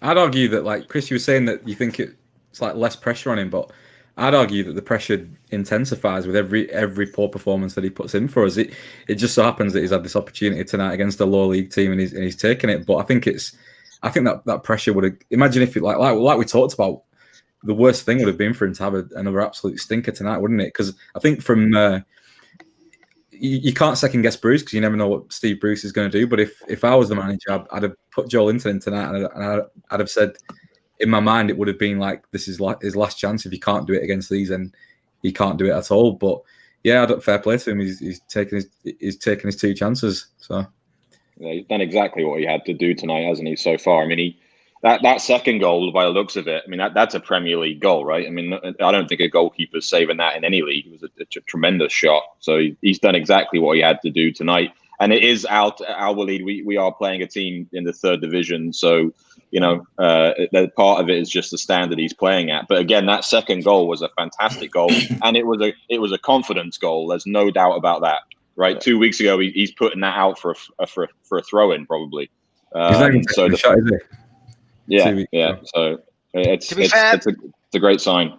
This is what happens. Morecambe playing snooker players instead of footballers. O'Sullivan, Hendry, and Davis, of course, in the lineup. And maybe they should have gone for their first team instead of people who are good on the green baize. And speaking of green baize, of course, we do have a sponsor for this month, and that's Q-Tech, who took out the $8.99 package. Thanks to them, they make all their snooker tables and pool tables in Newcastle, in the heart of Newcastle in Wallsend. That was a good link, I thought, lads. It's a good link. Yeah, that's obviously been practiced on earlier on when you were on with Ibo. You were thinking about that with the last 10 minutes to go. You were left-footed shot from Almiron, just outside the box, goes over the top. Good ball through by Longstaff, but wasted opportunity by Almiron. He snatched at it, and the hands were back. The ball was back in the hands of the goalkeeper for a goal kick. Terry Ross can't wait to hear Superman's comments. I think he means Super Max. Obviously, Malcolm didn't join us tonight, but looking forward to hearing Malcolm's views at some point on that. Bruce will be fuming at half time. The players have done the opposite of what he told them. Troll says we should have gone for dart players, Morecambe. Yeah, good stuff. If Bruce uses 4-4-2 again, would it be worth starting Wilson and Joelinton together? It's a good question. Chris, we'll come to you first. We'll go around all of you on that before, as we'll play out the end of the first half. Would it be worth starting Wilson and Joelinton together as opposed to Andy Carroll now that he's got a little bit of fire in his belly? Yeah, before you even mention Andy Carroll, I'm saying we can't. We and Carroll's body can't be starting every game. I mean, it's just not. We've got to be able to do better than that, and. Odds are that Andy's body just doesn't hold up, and so definitely I would oppose anything where Joelinton is just isolated up front. If because he played a front 3 at Hoffenheim, so 2 or 3 up front with 1 or 2 up front with him would be ideal for me. So yeah, I would say let's see. Maybe he's got some hidden chemistry that we haven't even explored yet with Callum Wilson, or maybe Callum Wilson has that special sauce to be able to bring him under his wing the way that you think Andy Carroll might, but Andy Carroll's body just isn't up for it. So let's try it. Chris Hall, Joelinton and Wilson, would you play them up front? But I made the point with Gibbo earlier on that Andy Carroll's legs. He wasn't the quickest of players before we sold him to Liverpool for 35 million. He's come back now. He shouldn't really be starting Premier League games, Andy Carroll. He's an impact player. He can come on, he can change things. Joelinton, we spent 40 million on him. Is this going to be the kick up the backside he needed to maybe get in alongside Wilson in the starting 11 against Tottenham? I hope so. And now would be a great time to throw him in, wouldn't it? If he scored 2 already tonight, hopefully he can bag a couple of more in the second half. Now would be a good time to play him. And I noticed we've got Tottenham away next game, and then the game after's Burnley at home. So I think if you're going to play Cavill, I'd play him against Burnley at home. Tottenham centre backs are quite nippy, from what I remember. So it would probably work to Joe's advantage to play Joe and Wilson up front, a bit more pace about them, whereas Carroll's more static. And the only problem as well with playing Cavill, Steve, as you know, is there is that tendency to play hoofball a bit.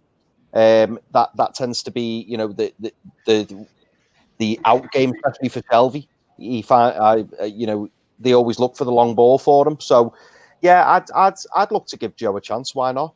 Going back to your question before as well, Steve. I've just looked online there, and it's saying that the quarter-final draw for the EFL Cup is going to be on the 31st of October. All right, okay. Thanks for that, mate. Good research. Fungo, you're asking about Oba for me, Martins. I used to look after Oba. I used to do security for him when he was at Newcastle United player. And to be honest, I wouldn't have him back because he used to love the pubs and nightclubs a little bit too much, although he'd struggle to get in them at the minute because they're all closing at 10 o'clock. But he liked to burn the candle at both ends, Oba. So I wouldn't have had him back. No, definitely not. Did you ever see his birth certificate? No, I didn't actually, mate. But yeah, I mean, apparently he's only 35, according to Ben. Yeah, and the rest. I think him and Roger Miller, who played for Cameroon, both had the same forger. I think doing birth certificates. Definitely, Martin. Your view on Joelinton. I know he's only scored 2 goals against Morecambe, but none of apart from Adam and Nathan, none of us really predicted that. What would you say to him starting against Tottenham alongside Wilson at the weekend? Again, I think it's all just confidence. I mean, it's it doesn't really matter what level you're scoring against. If you're doing what your job is to put the ball in the back of the net, surely it's got to, you'd like to think coming off the pitch after 90 minutes, if he gets another one and he goes off with the ball, you'd like to think he's got enough of a confidence then to go, you know what, I can do this. So to me, the opposition shouldn't really be coming into the question. So yeah, stick him in. Look, if he's scoring tonight, he's got to get some format of reward, I would think. So if that's giving him a start on Sunday, then do that. He did score against Spurs last season.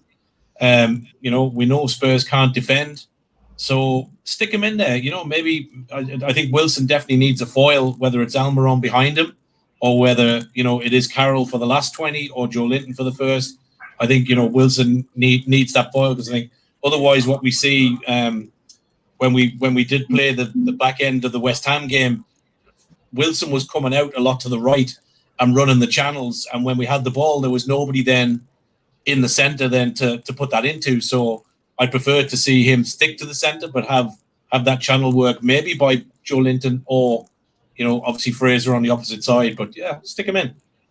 Yeah, little roundup of scores. We've got Chelsea 2-0 up now against Barnsley and Everton 2-0 up against Fleetwood coming up to half-time. Injury time in our game as well. Pete, would you start Joelinton alongside Callum Wilson against Tottenham?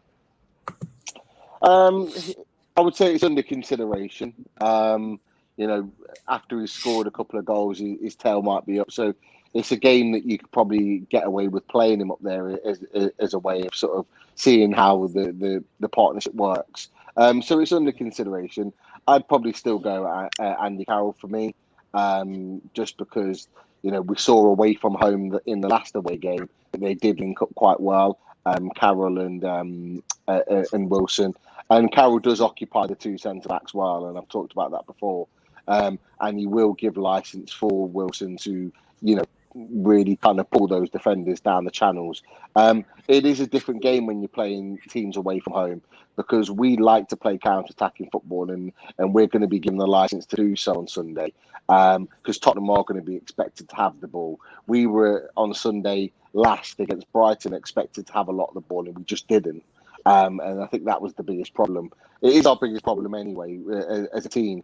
When we're expected to have the ball, we don't know what to do with it. When we're the counter-attacking team, we tend to be more effective. So I would go Carroll to begin with, but Joelinton potentially as a guy off the bench, purely because he scored 2 goals tonight. Okay. Adam, your take? Well, I think, first of all, we shouldn't go 4-4-2 after the debacle against Brighton. So I would expect Bruce is going to go with what he's done in this game, play 4-2-3-1 or 4-3-2-1. So I don't think there's going to be 2 strikers, but if there are 2 strikers, I would go with Joelinton, because Andy Carroll did so badly the other day evidently we've just scored again. It would appear 5-0. Isaac Hayden. Isaac Hayden scores in injury time in the first half. It was a slow build up from Yedlin. The ball was played through to Sean Longstaff. He squared it wide to Murphy, gave it back to Longstaff. Longstaff again. They were just stroking the ball around. Really, the ball came out to Yedlin. Wow, and then it was just a long-range shot by Hayden. Again, probably the same distance that Joelinton hit his goal from. Right foot shot into the far corner. This tie is definitely over now. But it was just neat build-up play. Newcastle keeping the ball on the deck. Yedlin, Longstaff, and then Hayden with a right foot shot. Beat the keeper, all ends up. No chance. And Newcastle United, I think it's safe to say now, are into the next round to take on Newport. Just as the referee more or less is ready to bring an end to proceedings in the first half. And yeah, great stuff. Got to think about who they're going to rest now for the rest of the game with Sunday coming up. Spurs have got to play tomorrow in some faraway country, so I think they need to start thinking about does Hayden finish this game? Does Joelinton finish this game? Does Almiron finish this game? And what about Jacob Murphy? Are we talking about Jacob Murphy starting at the weekend now? I think he's had a really good game so far. Yeah, I think he's played very well. But look, we need to remember, and look, we keep going on. It's Morecambe, it's in the cup, but when have we, even against a lower league side, gone to their ground and actually just destroyed them and actually pummeled them and beat them very, very comfortably? This doesn't really happen very often. So, it is Morecambe, but it's actually quite nice to see us go and really just put a team to bed in the first half. And let's enjoy it while we can, lads. Yeah, it's nice to go into a second half, not sitting there biting the fingernails. There you go. Definitely, I agree. And you can, depending on the team that's out, you still, I think I've heard a few people say you can still only beat what's in front of you. Yeah. Exactly. Yeah, I agree. No, there's no doubt about it. It's been a good performance by Newcastle. Oh, I'm not sure who said about Jacob Murphy potentially playing on Sunday, but it wouldn't be a bad shout if we're not going to play two up front. It wouldn't be a bad shout because he's got pace to burn on the counter. If he can have sort of the end product that he's sort of produced in Spurs tonight, why not? Why not give him an opportunity? Ryan Fraser's still working his way back to fitness and will be the first choice. No doubt about that. But if St. Maximin's not fit, what's the harm in throwing him in there? Steve, I just want to point out. So there was a comment down there saying that we're showing like West Ham elation, and I don't think any of us is overstating who we're facing tonight, and that we're not scoring 5 goals, against the Premier League side.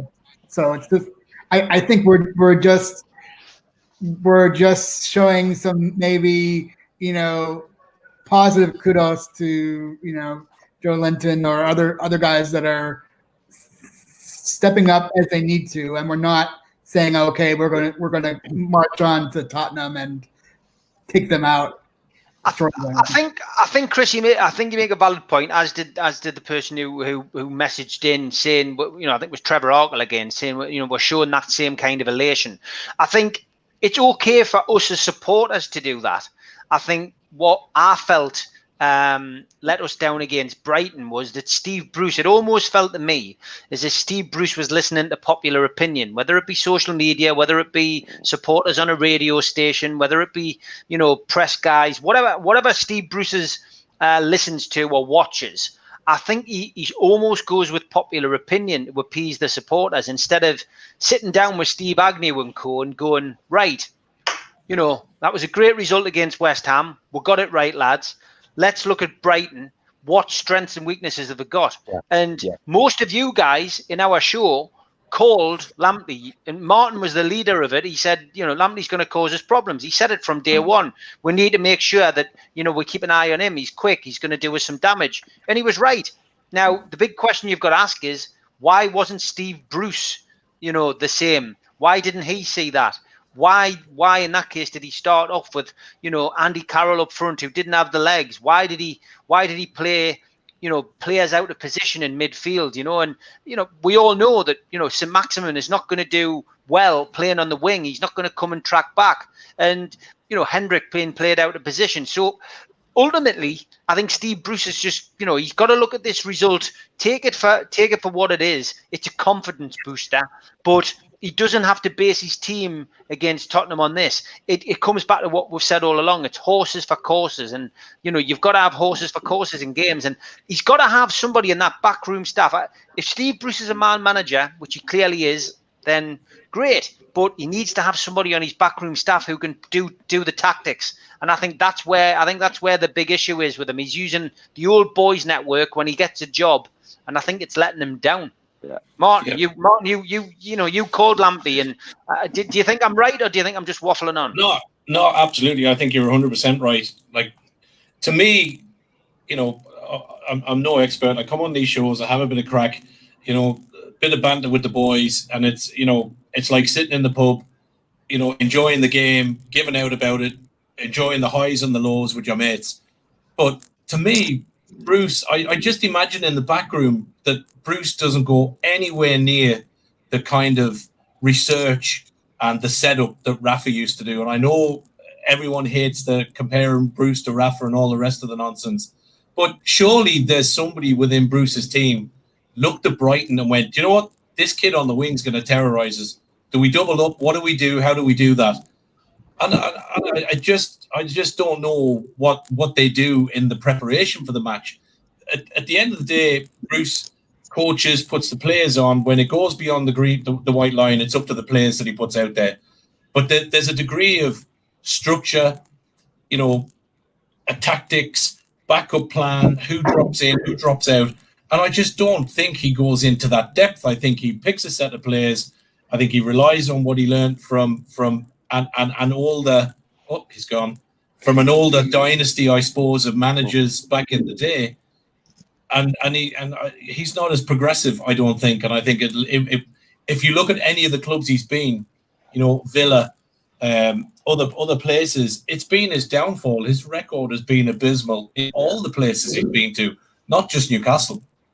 If you look at, yeah, you know, Martin, I was just going to say, if you look at every club he's been to previously, none of the fans talk about him in a positive light whatsoever. And the one thing that they all say about Steve Bruce is that he's tactically inept. And we've gone from a manager that was extremely tactical and extremely successful being tactical in Rafa Benitez to the absolute complete opposite. To the point where he's actually been known to have openly said that he doesn't care or use tactics as such.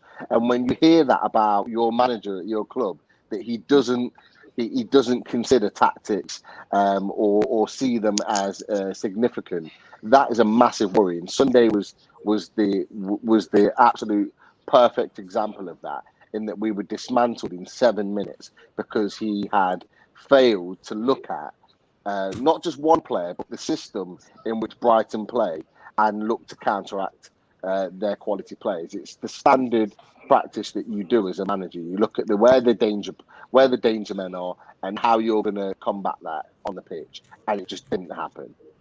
Lack of tactics as well is kind of like this team that we've got now. It seems that the way Bruce sets up and the sort of lack of that clinical approach, it means that the team that we've got kind of do the bare minimum, like in terms of like we play to the bare minimum of our potential, and sometimes that means we win, sometimes that means we lose, but we don't really have a kind of identity or structure or style of play or anything like that. We kind of just float through games. With Rafa, it was very different. It was a case of, obviously, it was meticulously planned.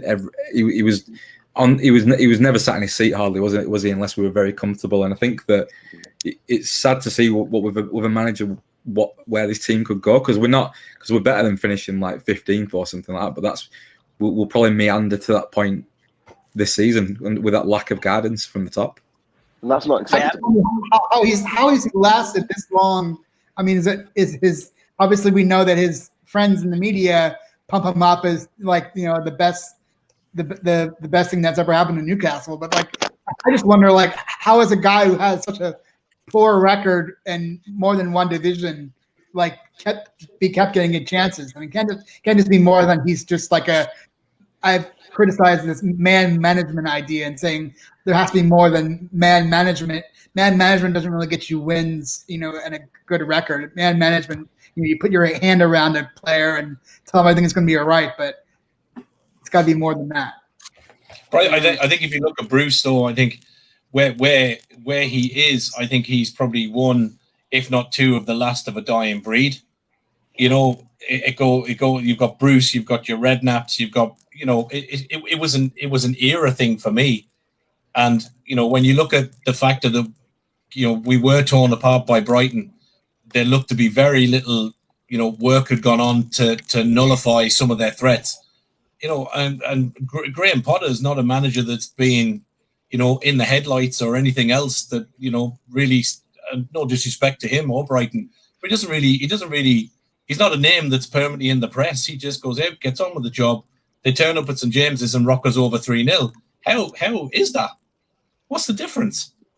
So I think Bruce is just, I think whatever happens in the job with him currently now, I will be surprised if he gets another job as and when the call comes. I think this is his last swan song, me personally. Yeah, I would agree. I would certainly agree with that 100%. And just to let you know, Pete, before you go on, Joelinton is now trending in Newcastle. Not very often you can say that. Go on, Pete. Make your point. Make your point. I was going to say actually, because I took Adam's spot. So Adam, you were going to say something, weren't you? Sorry. No, that's quite all right. I was just going to say that I think that Bruce, he's sort of one of those managers that goes with his gut, and sometimes that works well, and sometimes it goes terribly wrong, right? I mean, not the size of his gut, but what his gut is telling him to do. He's one of these guys. Bacon. He's one of these guys that totally surprises you sometimes with his lineup. I mean, I remember back to that Man United game last year when no one was expecting Matty Longstaff to come in and start that game. And he starts the game, he scores the goal. And for a week, everyone is talking about how Bruce is a genius. And then against West Ham, no one was expecting Bruce to go with 4-4-2. No one was expecting Andy Carroll to start that game. So something happened in that week in the build up to that made Bruce say, you know what, we're going to go 4-4-2. So I just don't think he spends enough time thinking about who he's playing against, right? He sort of focuses on how we're going to set up and how he thinks we're going to win that game without taking into sort of the idea of the other team. So he's not a big tactics guy. I think he's just one of these guys that tends to go with his gut more often, and it doesn't work out sometimes, evidently, against Brighton, the perfect example of that. I think you can see that good field doesn't work out. If you look at the stats from last season into this, it's 4-20. So, if that's the best he's got with a good feel, 4 wins, of which we got a couple of draws in amongst them out of 20. We've all said it. It's not good enough. Yeah, I agree. We'll win. We'll score a good few goals tonight. It's great to watch, but it doesn't. All it is, it's papering over cracks in my book. Yeah, it is. If you look at, he's a Premier League manager currently. You can't be going into Premier League games on gut. It's just not enough. It's not enough at that level. You are going to get exposed time and time again, and we have been exposed time and time again because exactly what you said, Martin. Because he's gone with his gut. You made a point about Graham Potter and what the difference is. The guy has a philosophy and a way of playing. He plays the ball on the ground. He plays possession football. He likes to keep the ball and play a certain way. Play from the back.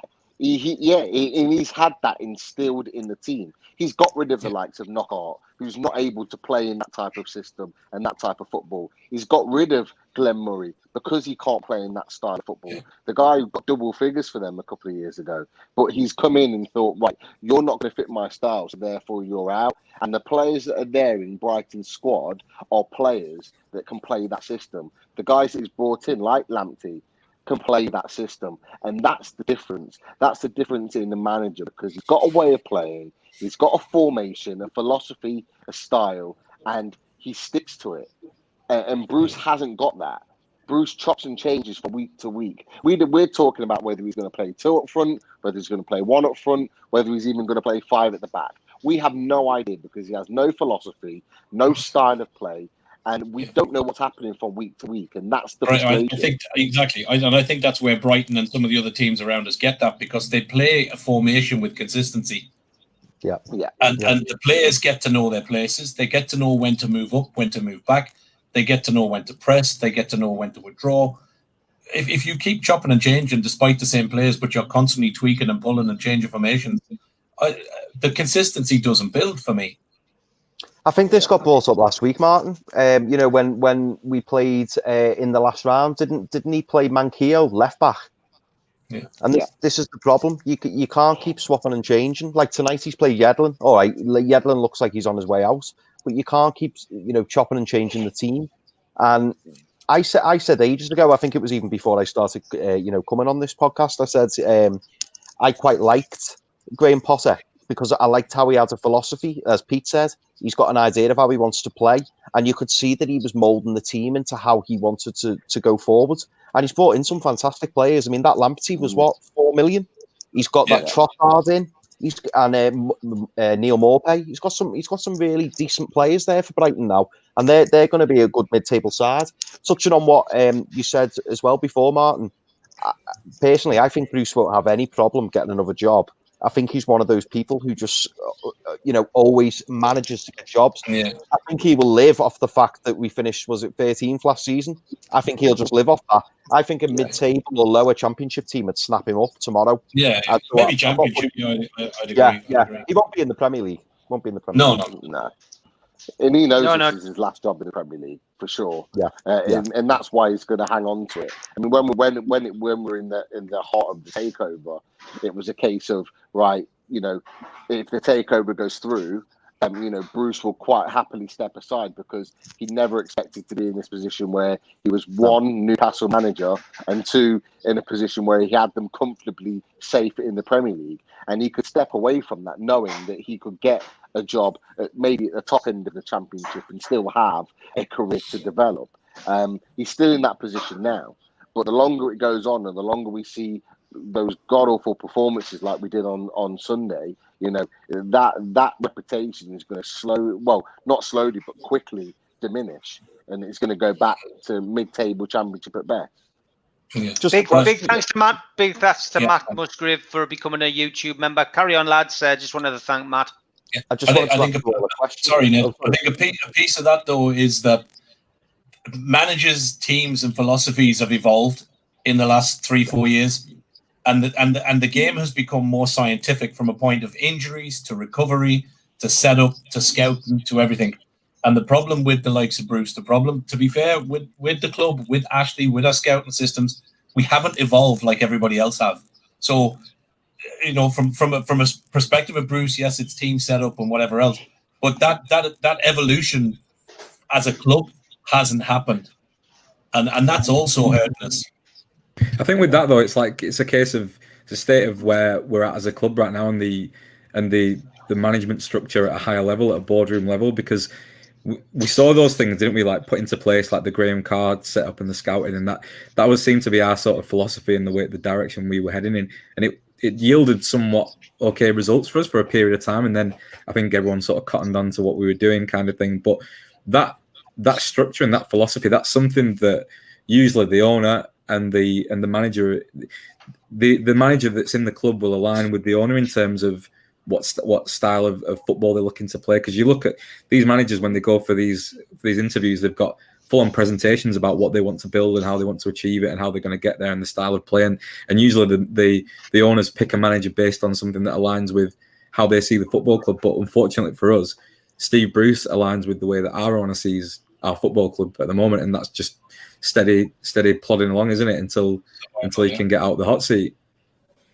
Yeah, Burnley's gone 2-0 up. Everton's 2-1 up at Fleetwood now. Fleetwood have pulled a goal back.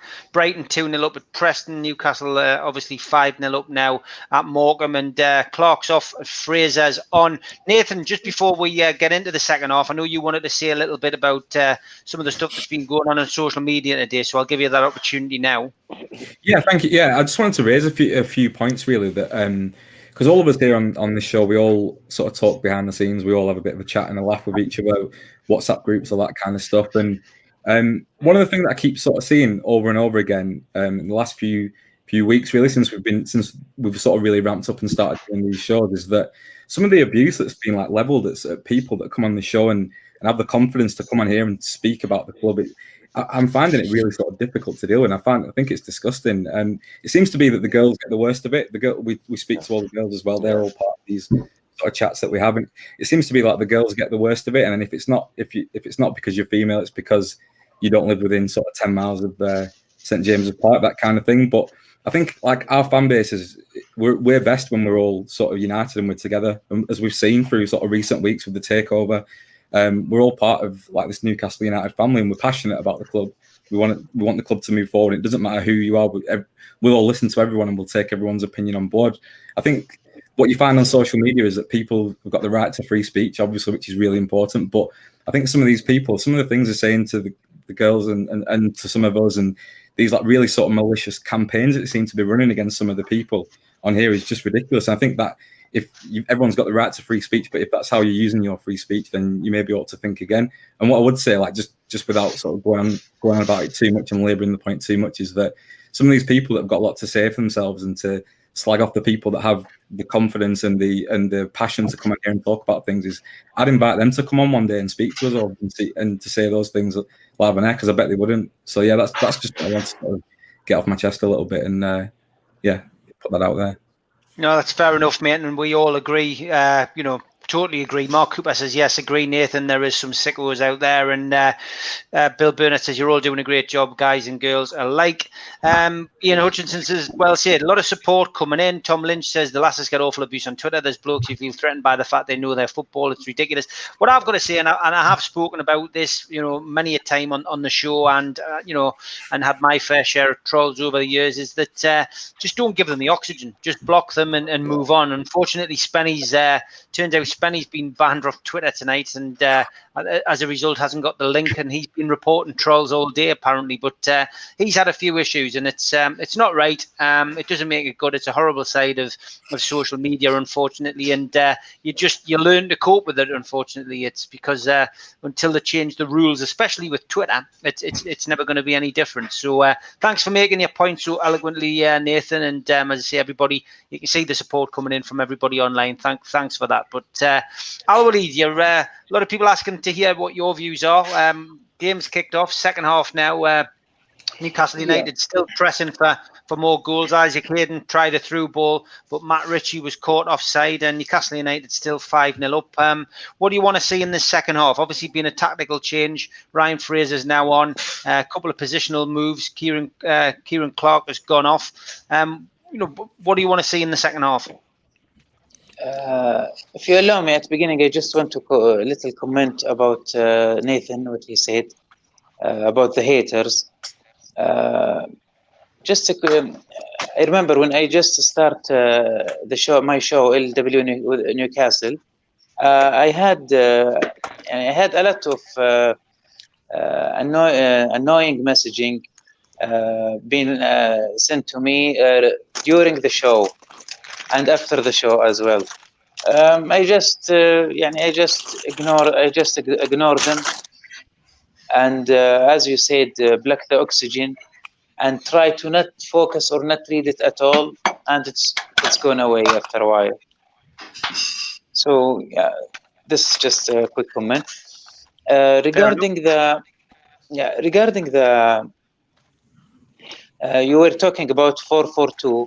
I think it takes a lot of dare to play with this formation, especially who's the team who can play 4-4-2 in the Premier League. Usually it's who have a strong duo at the front as a striker, strong duo.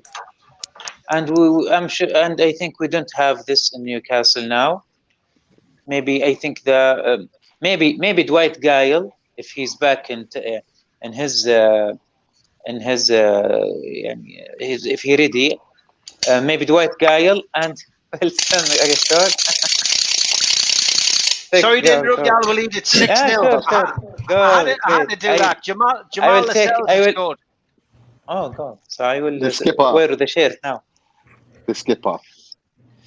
Yeah, Newcastle United have taken a 6-0 lead against Morecambe in the Carabao Cup. It was a corner in swinger and a header from the right side of the 6-yard box to the top right-hand corner, assisted by Matt Ritchie from the corner. So a goal for the captain as well. 6-0. I think the one thing you want to see from this game now is a clean sheet.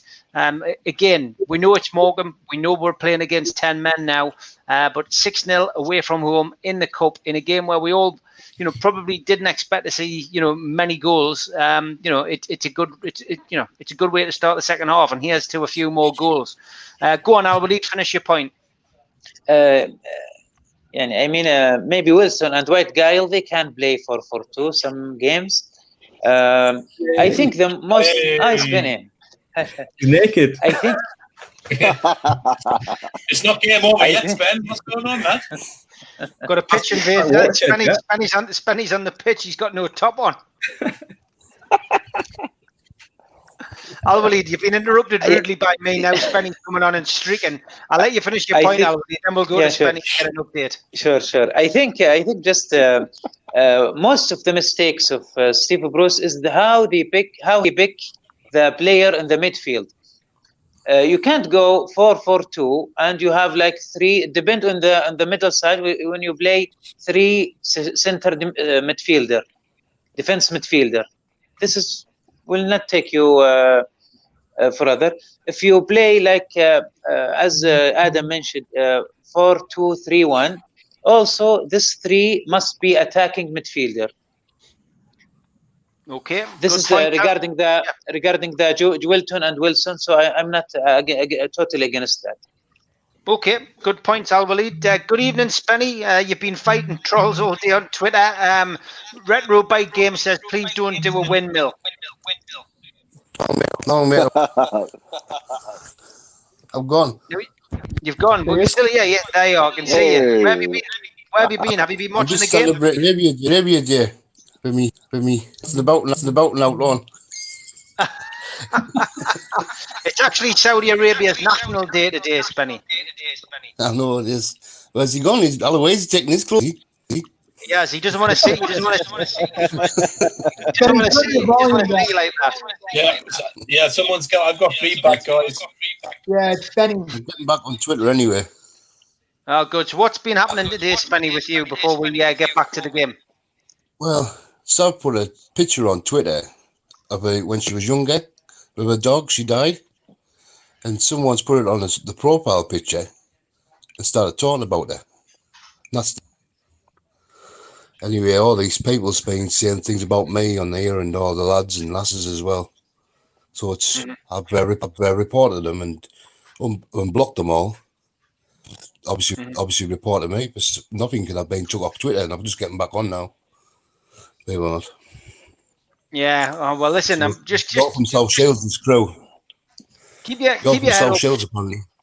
Keep your head up, Spenny. And as I say, the best thing to do with people like that is just block them on Twitter. I mean, it's not worth the hassle, And from your perspective, keep your chin up. You've done nothing to be attacked and trolled, apart from creating good content with the rest of the lads. So, what's your take on this performance anyway? I know we're only playing Morecambe. I know we're playing 10 men, but Newcastle United 6-0 up, mate. I know. 6-0. Joelinton scored as well, too. I think I've just woke up in a dream of now. Yeah, it's amazing, isn't it? Really, though. From our perspective, it's just good to see. It's what we needed after the result of the weekend, Spenny, isn't it? It is mind. And he's put this team out, and he said this morning, I want them to prove themselves and get in the team. And look what they're doing. So it's looking positive for Sunday, didn't it? Yeah, no, it does, mate. It does. Looks very positive. Yeah. I'll make grow brain like you, Steve. Do you think it's looking all right? It's getting there, mate. It's getting there. Albaleed will certainly appreciate it. That's for sure. Justin Powell says, amazing stream again, guys. Keep up the good work. Come on the tune. Anything else happened in the game, Nathan, that you've seen in the last 5 minutes? Yeah, Hayden just had a good chance. Stung the keeper's gloves a little bit. Looking really just more composure in possessions, more of the same. Yeah, that was the only thing to mention. Really, a good chance, but they just the pace of this game is just sort of pedestrian now, isn't it? But I think that's what we want, really. We don't even if there's no more goals now, it's fine. We just don't want to pick up any knocks, do we? And let that confidence sort of build, and we don't want to kind of knock that, do we? Because we want to try and take this momentum into next week now. So yeah. Yeah, 57 minutes played, and Newcastle United 6-0 up. In the other games, Fulham 2-0 up against Sheffield Wednesday. Burnley still 2-0 up at Millwall. Preston 0, Brighton 2, Stoke 1, Gillingham 0. Chelsea 4-0 up now at home to Barnsley. Exciting game down at Fleetwood with Pickford having another nightmare. Fleetwood 2, Everton 3 now.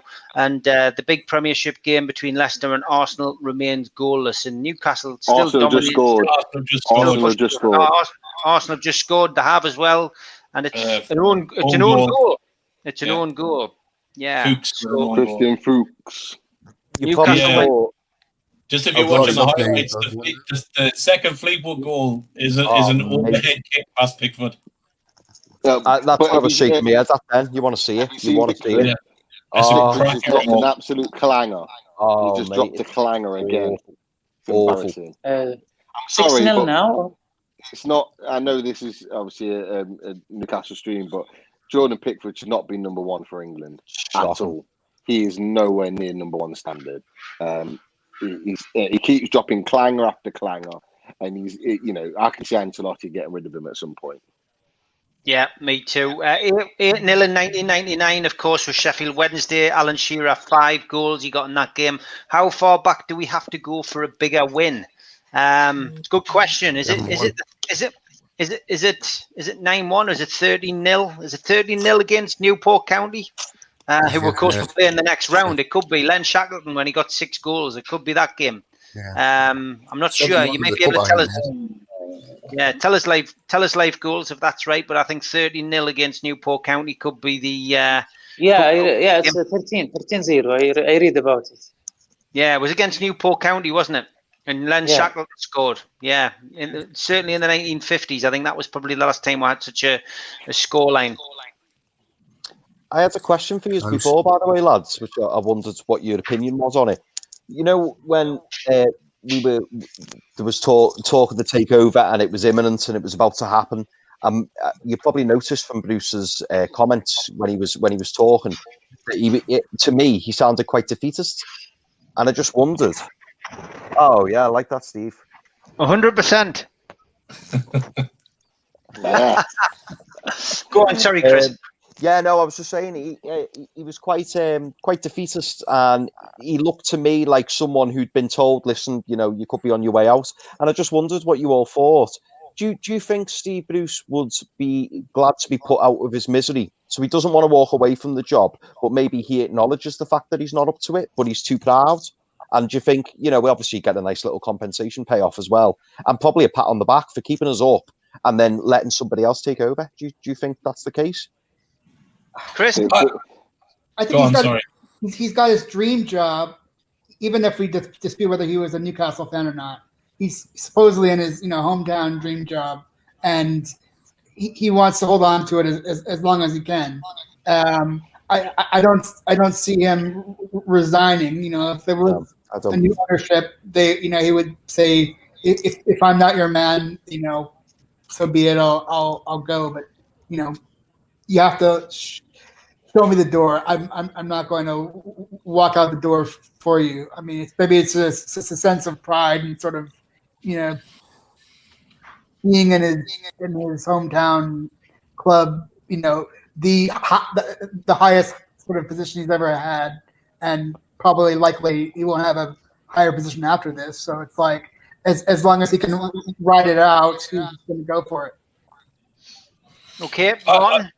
I think I don't think he'll walk, but I think during the takeover piece for me, I think some of the press and some of the media were quite disrespectful to him, and I know we may have a view on him, and that seems to be fairly concise from the messages coming in, and our views, but I think when you're in a job, I think for some of the media to be calling him dead man walking, and what do you think about Poch coming in and everything else, I think it was hugely disrespectful.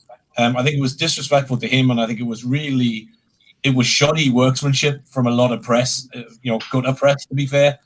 And I think at the end of the day, the man's in a job, and in any job, I wouldn't like my job or your jobs. I think it would be absolutely horrendous that somebody else comes in and says, "What do you think about the new man coming in?" So I felt sorry for him, to be fair, but I agree with Chris.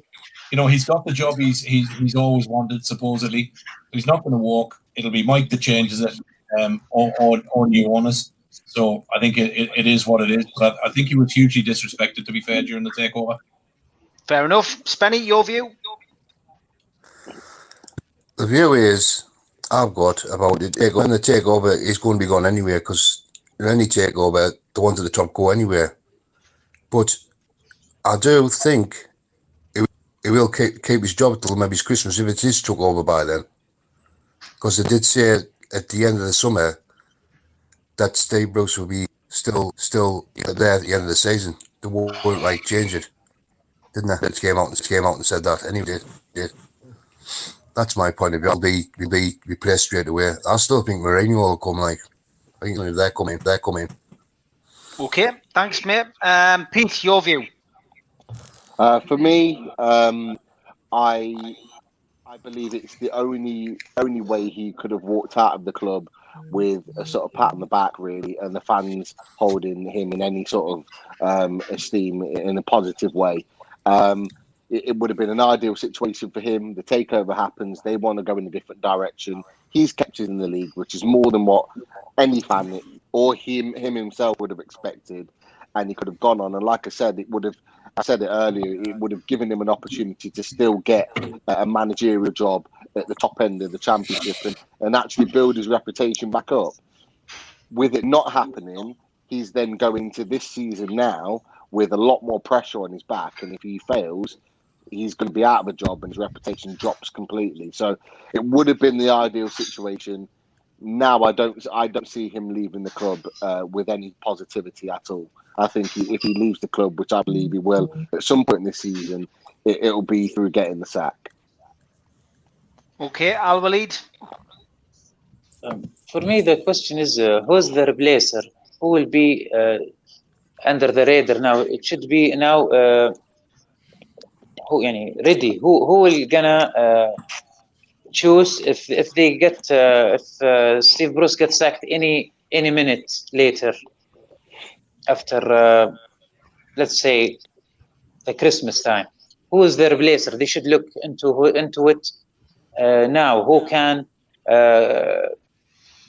make or coach Newcastle with the player they have now and make a good formula to start over. Mm-hmm. Okay, Nathan, your view? Yeah, Bruce has been I mean, even back to the times when Rafa was in charge, the club's been in constant speculation around takeovers from different groups, and I think the Bruce appointment was very much an appointment by Mike Ashley with a view to a somewhat steady hand coming in to tide us over until that takeover actually happened. I don't think anybody kind of had like the sort of forethought to think that he would still be in charge now and the club still wouldn't have been taken over by now. I think the best situation for everyone involved would have been for obviously the takeover to go through, and I think Bruce would have. We were talking about whether he gets another job from here, but I think if he'd have left at the end of last season, I think it'd have been a case of maybe he would have found himself another decent-ish job. There's talk of him getting a chance to prove himself once the new owners came in, when we were expecting the new owners to come in around April time. I think he did well in the initial part of the restart where we got a couple of wins and got ourselves to safety. But then after that, if we're judging him off the back of that, since then it's been pretty dismal, hasn't it? Apart from that West Ham game, which is a sort of anomaly in the if we're looking over the last sort of 10, 20 games. I don't think that I think that I would agree with what Chris has said. I think he would probably have wanted to leave on a high. I think he's in this season now. I think he would have probably been dreading this season, but he's got a couple of good signings in. So I think this is more sort of time for him to be in the shop window, for better or worse for him. Really, I don't know if you necessarily would have wanted that, if that makes sense. Yeah, no, it does. It does make sense, mate. It does. Tim Cleesby says, how's the match going? Have we calmed down or are we still going for it? Nathan, I've been watching it, but I'll let you do the honours. Still pressing, yeah, still poking around at the edge of the area. We're kind of being limited to sort of long shots from outside the area at the moment. We're knocking the ball around well, but they're sort of sitting two banks of four, a bank of five in the midfield behind the ball now. So it's getting those chances are sort of few and far between, and we're being reduced to long shots. But we're still having a goal. We're still looking really composed in possession. There's no way back into this, obviously, for Morecambe. They don't look like getting the ball down on the deck in our half. So yeah, just more of the same. Did have another chance. Sean Longstaff, right-footed shot from outside the box again. It was too high. An assist again from Joelinton. In the other games, no change other than Chelsea. They have now gone 5-0 up. And Kay Havertz has got a hat-trick. Barkley got one and Tammy Abraham got one. So an easy game for Chelsea tonight.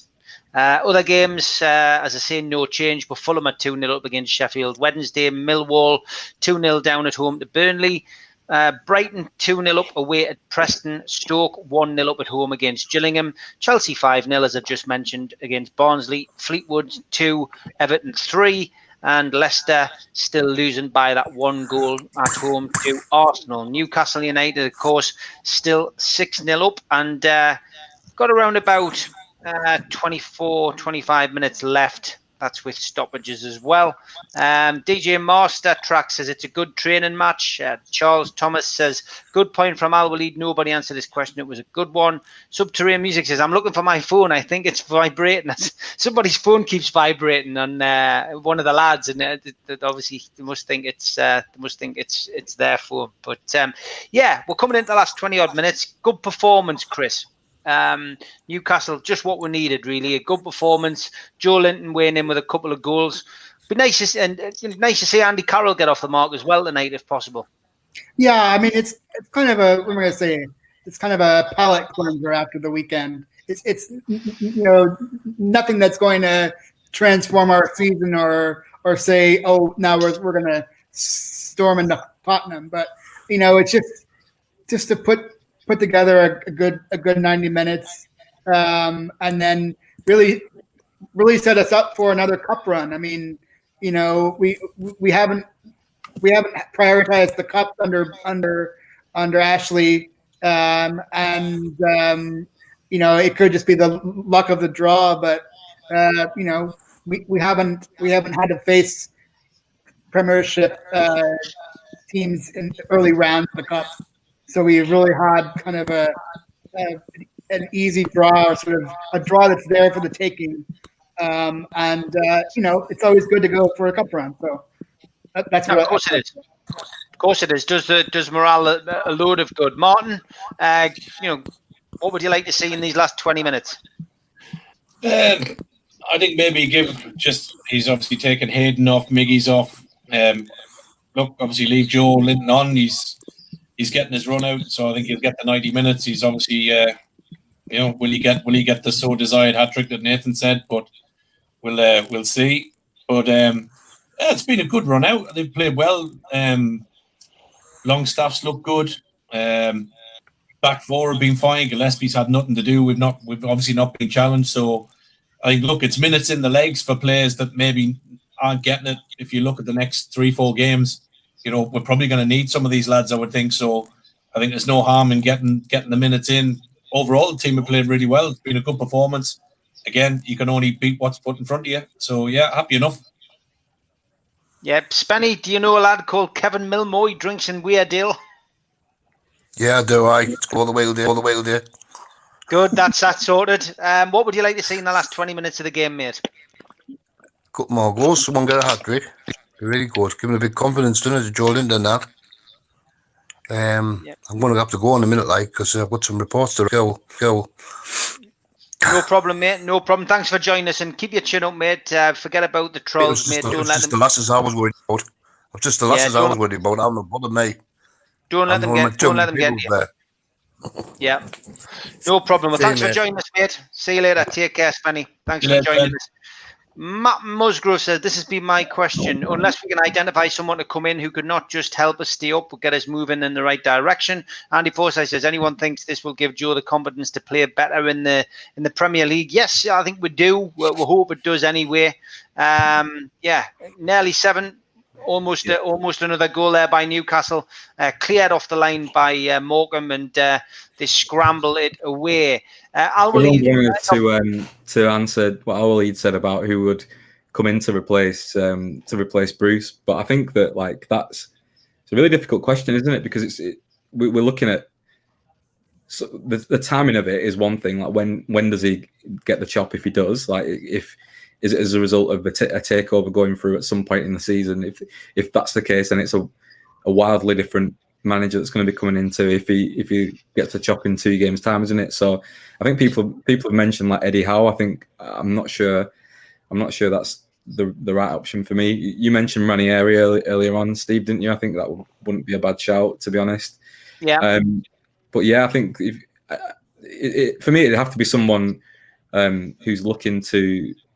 Who can imprint a style of play on this team, and rather than a sort of journeyman manager, like you said, of like that old guard that we've talked about that Steve Bruce is a part of.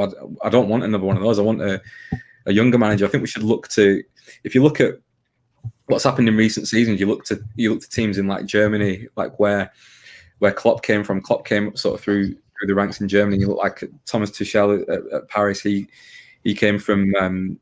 I can't remember the team he managed in Germany before he got the Dortmund job and before he moved on over there. So I'd like us to look for a younger manager with a style of play, with a bit more of something about him.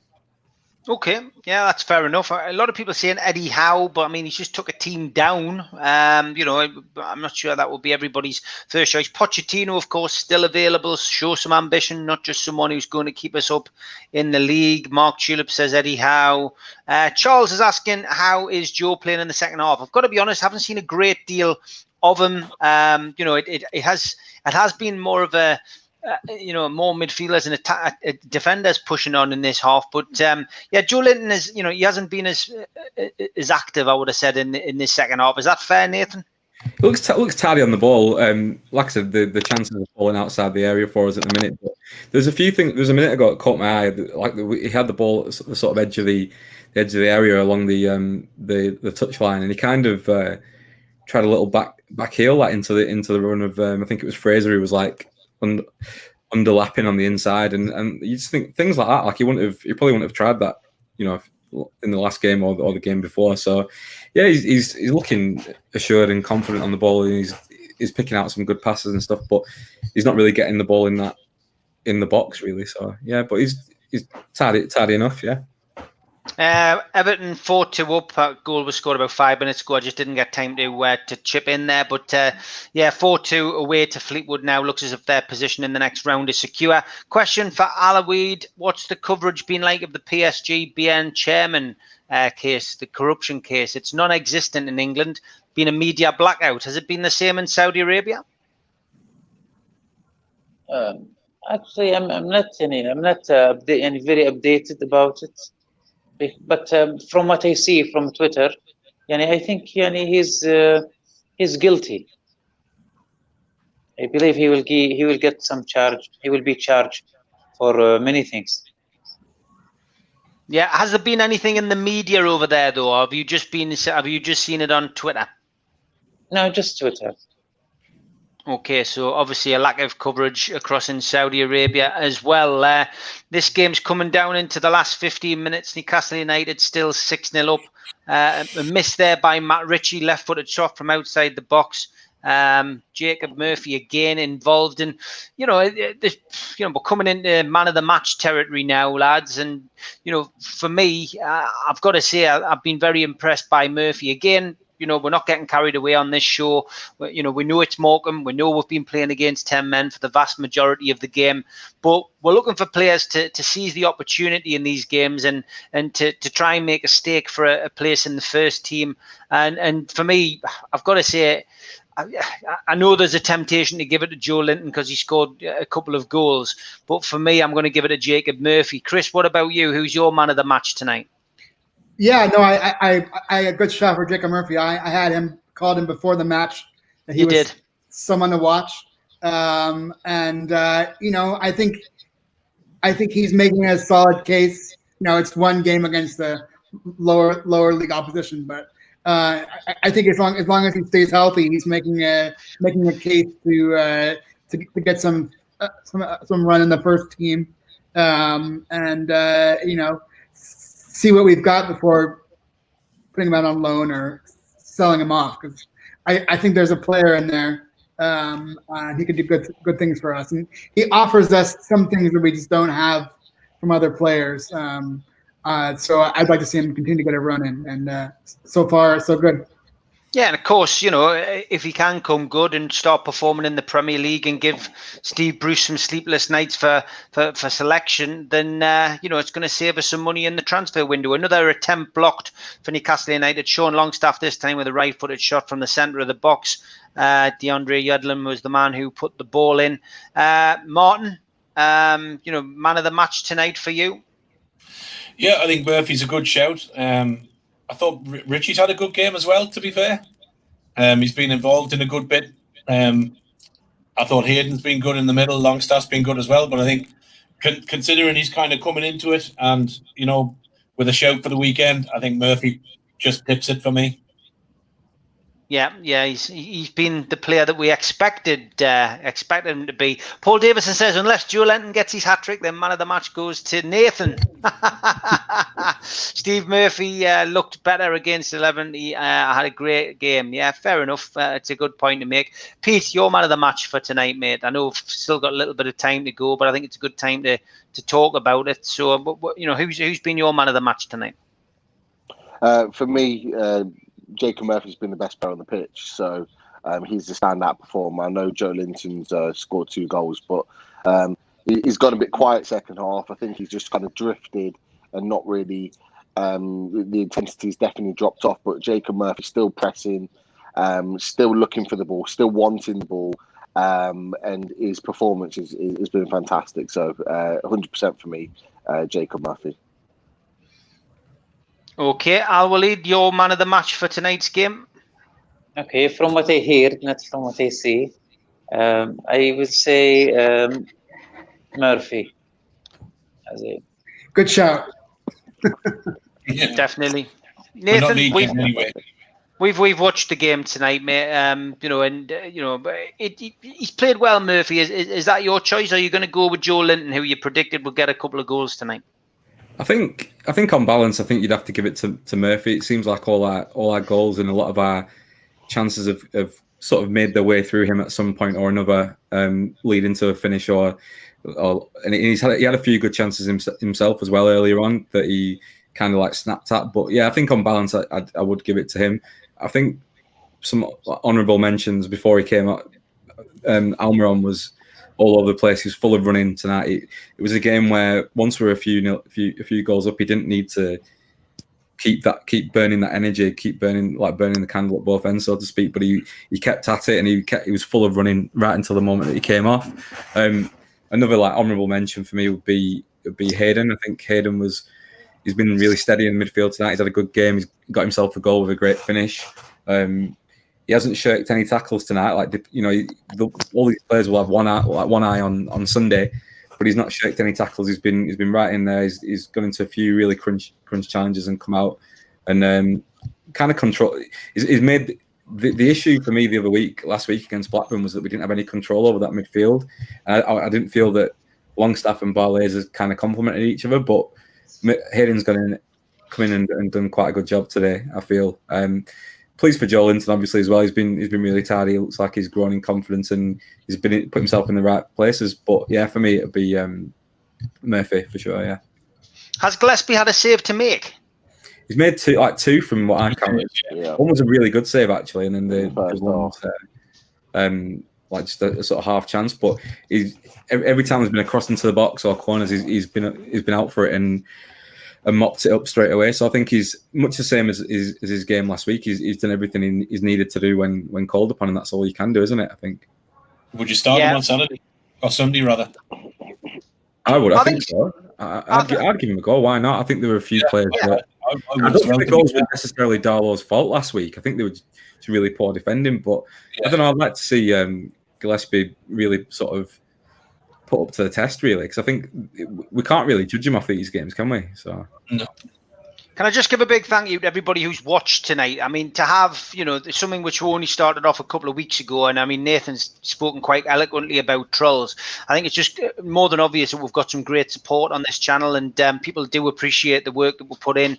We're all just fans who like to sit and watch the match and have a bit crack together. And in these strange times, it's nice to be able to, to share this kind of stream with Newcastle fans around the world. And over 450 people watching at any one time. We've hit the heady heights of 500 tonight at one point. So just want to thank everybody out there watching us and listening to us talk, and everyone who contributes as well, because I know not everybody's likes to get in front of the camera, but everybody who comments on a regular basis and chips in and has their say, it's much appreciated, and I'm sure the lads would like to say thanks as well.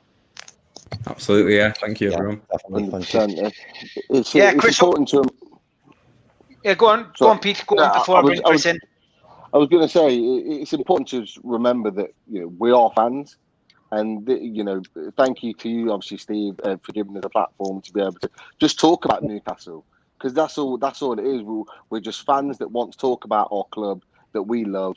We're all going to have different opinions, and that's what it's all about. We're just given an opportunity to liaise and link with fans that otherwise we probably wouldn't have.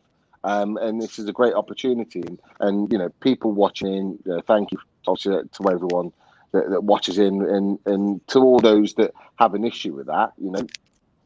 I'd rather you just stay away. It's as simple as that. We're not doing anything wrong here. I think from what I was saying earlier on, like for all the, for everyone like idiot there is on social media, there's like 1,000 other of us that are absolutely spot on, and they're a great crack to have a laugh with. And I think certainly since I've been doing this, like I've had some really good like thought-provoking like debates with people about different things to do with the club, and that's the beauty of it. It's football, it's subjective, and we can all have our opinion on things, but we all respect each other's opinion on things at the same time. But yeah, like for all the negative that goes on, it's vastly outweighed by the positives and all the good lads and lasses that are on Twitter and that get involved, and yeah, it's great. Yeah, thanks, John. Just as Alan says, the show keeps evolving for the better. Great work by everyone. I just want to thank Ian Hutchinson for taking the time out to become a new member. Thank you very much for that, mate. Much appreciated. And Supernova says, now I can finally admit that I'm the Money Mike Ashley account. No, I can't. Chris Hall, I want to get to you, mate, just because you're the only person who hasn't given a man of the match tonight, mate. Who's your man of the match in this wonderful 6-0 win over Morecambe that we're currently witnessing? I suppose it's difficult to say really, because unfortunately I've not been able to watch the game tonight. Obviously, I've been listening to yourself and Nathan give us up to date, comments on what's going on. So thank you very much for that. In terms of what I know and what I've seen and the goals that I've seen, I think it's got to be either Joe or Jacob Murphy for me. I nearly said Dabble Murphy then. I was going back a few years, wasn't I? He was a good player. Yeah, he was, wasn't he? I think, do you know what? I'm going to go with Jacob Murphy, because he's had a few good cameo appearances in pre-season, and he's come back, and it seems like he's got loads of confidence. So I hope that Bruce sticks by him, and that he does get a chance, and even if he comes on as an impact sub for the last 20 minutes, half an hour. It'd be nice to see him kick on from here. I mean, well done to Joe getting the 2 goals. I mean, he's still got a little bit of time to get that hat trick, but well done to Joe. But yeah, I'm going to say Jacob Murphy. Bad miss by Andy Carroll. Had his opportunity there to score, but unfortunately he didn't take it. One thing everybody can do who's watching is just click the little thumb to like the broadcast. We've got nearly 200 tonight, which is great. So thanks everybody for doing that. It does help us get the viewing figures up, and it helps spread the word, and people get a chance to see it. Byron, thank you. Loves the diversity of the guests on the show. Got quite a few more lined up over the next couple of weeks, which is good. So watch this space, and going to put a couple of new shows on as well. Been throwing a few ideas around with Steve Hasty and Neil Mitchell. We're definitely going to do a retro show, and we're looking at doing a quiz once a week as well, which might be something a little bit different, where we can get different people on and a chance to win some tickets for the big event when it eventually goes ahead with the Newcastle Legends in Newcastle. So coming into the last few minutes now, and yeah, just hit the bar.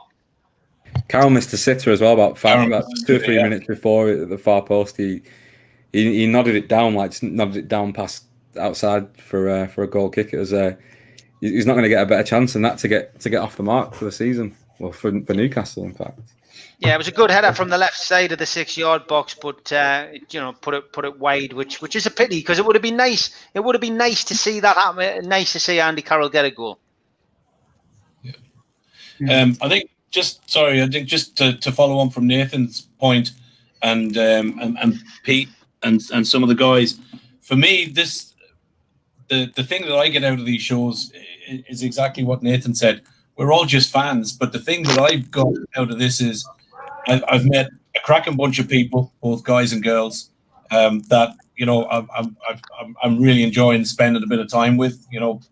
Where you can, and you can't do every show, but you do want to get on and you want to have the buzz and have the bit of crack, as Steve said.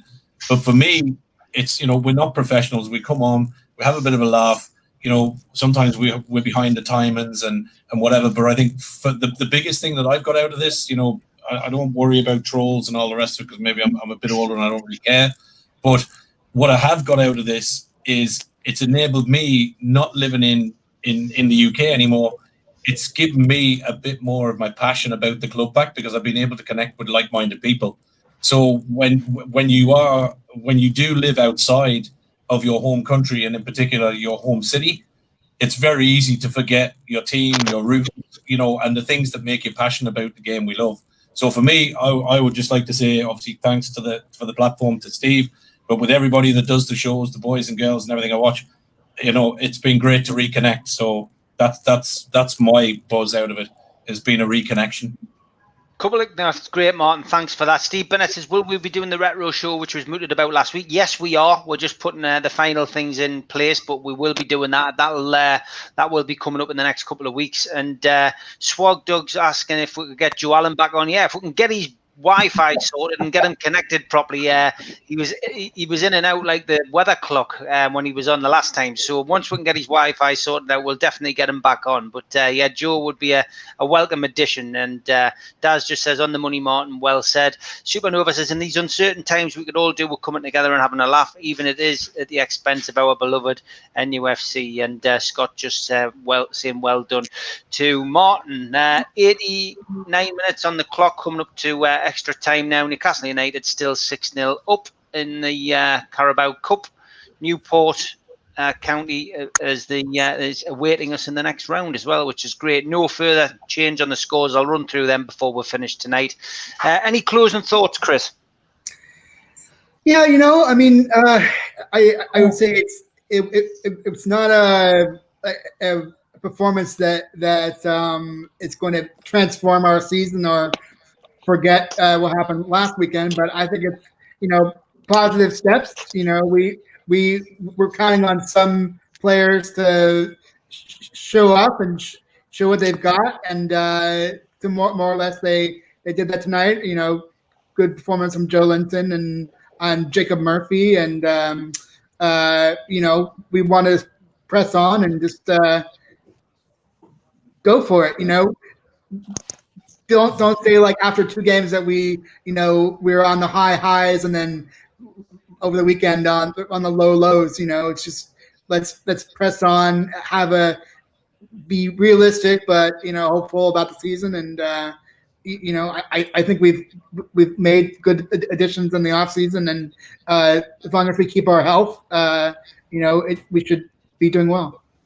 Yeah, Arsenal have gone 2-0. Arsenal have gone 2-0 up, but the most important thing is Newcastle United have now gone 7-0 up, and it's quite amazing that we're talking about that 7-0. We didn't predict it. I'm not sure who got the goal. I think Richie had a part to play in it. It was Richie's goal, yeah. Richie scored. Back heel. Richie, It's an American football score. Richie scored. It's a back heel, yeah, and I mean it was a cheeky back heel as well. It wasn't an easy one. He jumped. It was like a hop, skip, and a jump, and he back heeled it and caught the bottom of his studs, and the ball trickled past the hapless Morecambe keeper, and that comes off the back of two chances for Ryan Fraser. He was the man who hit the bar. Then he had a right-footed shot from the centre of the box, which was saved in the centre of the goal by the goalkeeper. That goal hasn't gone down to Richie. It's gone down as an own goal by Sam Lavelle. So now into injury time, and Newcastle United 7-0 up. Fantastic, really fantastic, and plenty of praise coming in for everybody saying it's been a great show. We really do appreciate that. Chris, closing comments from you, mate. I'd like to say, Steve, I think we should do the Vattel thing as a permanent thing. Like, it was great when Chris was talking. Chris was talking and seeing Pete like that. I thought, yeah, that's great. That. But yeah, closing comments. I mean, I know we got a little bit of stick earlier on in the show, didn't we? For the positivity and like talking like it was West Ham. And you know what? The way I look at it is, okay, it's Morecambe, but we've put in a performance tonight. We've scored some goals. We've kept a clean sheet. There's lots of positives. And okay, it's going to be a different proposition at the weekend against Tottenham. But when we get the opportunity to be positive, let's be positive, and hopefully we can kind of transfer some of this into the game at the weekend. Yeah, it's going to be a far more difficult game, but let's take the positives. We have so many negatives at Newcastle. I think we need to celebrate the positives. So yeah, I'm really pleased with the performance and the goals tonight. So that's my feelings on it anyway. Yeah, Martin, closing thoughts. Yeah, I think, look, good game, good run out, 7 goals, not a lot to complain about. So I think, if we're doing the pro pundit bit, I think it's been a professional night. There you go. Good stuff. Final score, Newcastle United have won 7-0 and go through to the next round to face Newport. Pete, closing thoughts, please, mate. It's been good to see us pop the ball around and dominate possession. We don't normally do that. Like I say, we're more of a counter-attacking team, but us being the favourites today and actually taking that mantle and dismantling a team, yes, in League Two, but still doing that and doing it convincingly is pleasing to see. And it can do no harm to these players that are walking off the pitch right now. All it can do is add to their confidence going into Sunday. And fingers crossed we can go again. Okay, Al-Walid, closing thoughts. First of all, I want to say to you and all the fans, congratulations for the big win today. Is it okay to Mr. Steve Bruce or not? Should I Mr. him or no? Yeah, go for it. Tonight, yeah. Do whatever you want, Al-Walid. Okay. I want to ask, I want to say to Mr. Steve Bruce, it's not very complicated. His job now is to, everyone now can name the fourth back, and the 2 center midfielder. So now you have 4 players left. So you should find the best 4 in the front who can play together, team up, make crosses, make counter attack, chemistry, and this is your job now, to find these top 4 and go for it. I think Al would need to be in the backroom staff with Steve Bruce. He's got it. Yeah, hey, why not? He's doing a good job on the show, so why not? Nathan, your closing thoughts, please. Yeah, I think like some of the lads have said, there's been people saying that, don't get too carried away. We're only playing against Morecambe and that kind of thing. But we've said numerous times we can only beat what's in front of us, as Pete mentioned as well. When year in year out, when we see these these early round draws and we get lower league teams, and you look at our team and you look at the team that they're fielded, and you think, you know, there's no reason why we shouldn't go out and thump these today, but we never do. Like it never happens. I mean, it's always like a scrappy affair. It's always a like a really tight thing. It's closer than you want it to be, and it's tense and it's unenjoyable to watch at times, just like it was last week. But you couldn't ask for any more from them today. They've gone out and they've applied themselves, and they've given us something positive to talk about rather than the negative that's dragged on from the weekend. And I think I mentioned at the start of the show what I really want to see is the manner of I wasn't too bothered about the scoreline, but it was the manner of the performance that was the most important to me. But if we're getting 7 goals as well as a good performance, then you know, even better. But I think if we'd have had this game today, and if we'd have had a performance like we'd have had against Blackburn, that wouldn't give us anything to take into the weekend, and we would have been sort of, you know, we'd be down about it, and we wouldn't have any confidence going into the weekend at all. But the fact that we've got any, you know, let's like Chris Hall said, we take the positives out of this, and we need to take everything that we can into that game at the weekend, and be it a 7-0 victory against a League 2 team, so be it. Like we need everything on our side this weekend, don't we? So yeah, I don't think we could ask for more than that from the lads. It's given an opportunity to see. Let's not forget we've had a lot of new players come into this team, and we don't really know who is best with who in terms of partnerships and pairing. That midfield pairing for me last week was a bit lackluster with Longstaff and Barlaser, but Longstaff and Hayden today, I think Hayden brought out the best in Longstaff as well, because Longstaff looked completely out of the game last week. He didn't look like he knew what he was doing. So if that's something we can take forward, because we've all got our complaints about Shelby in recent weeks. So if that's another positive we can take out of this, then yeah, so be it.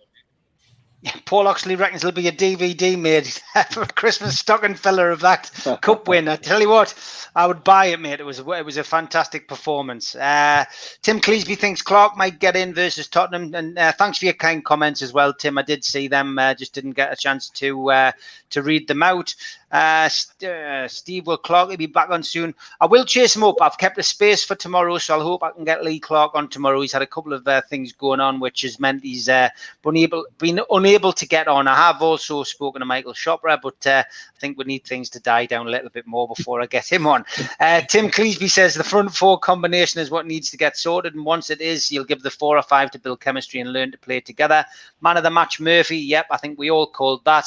We're going to Wembley, says XL Crystal.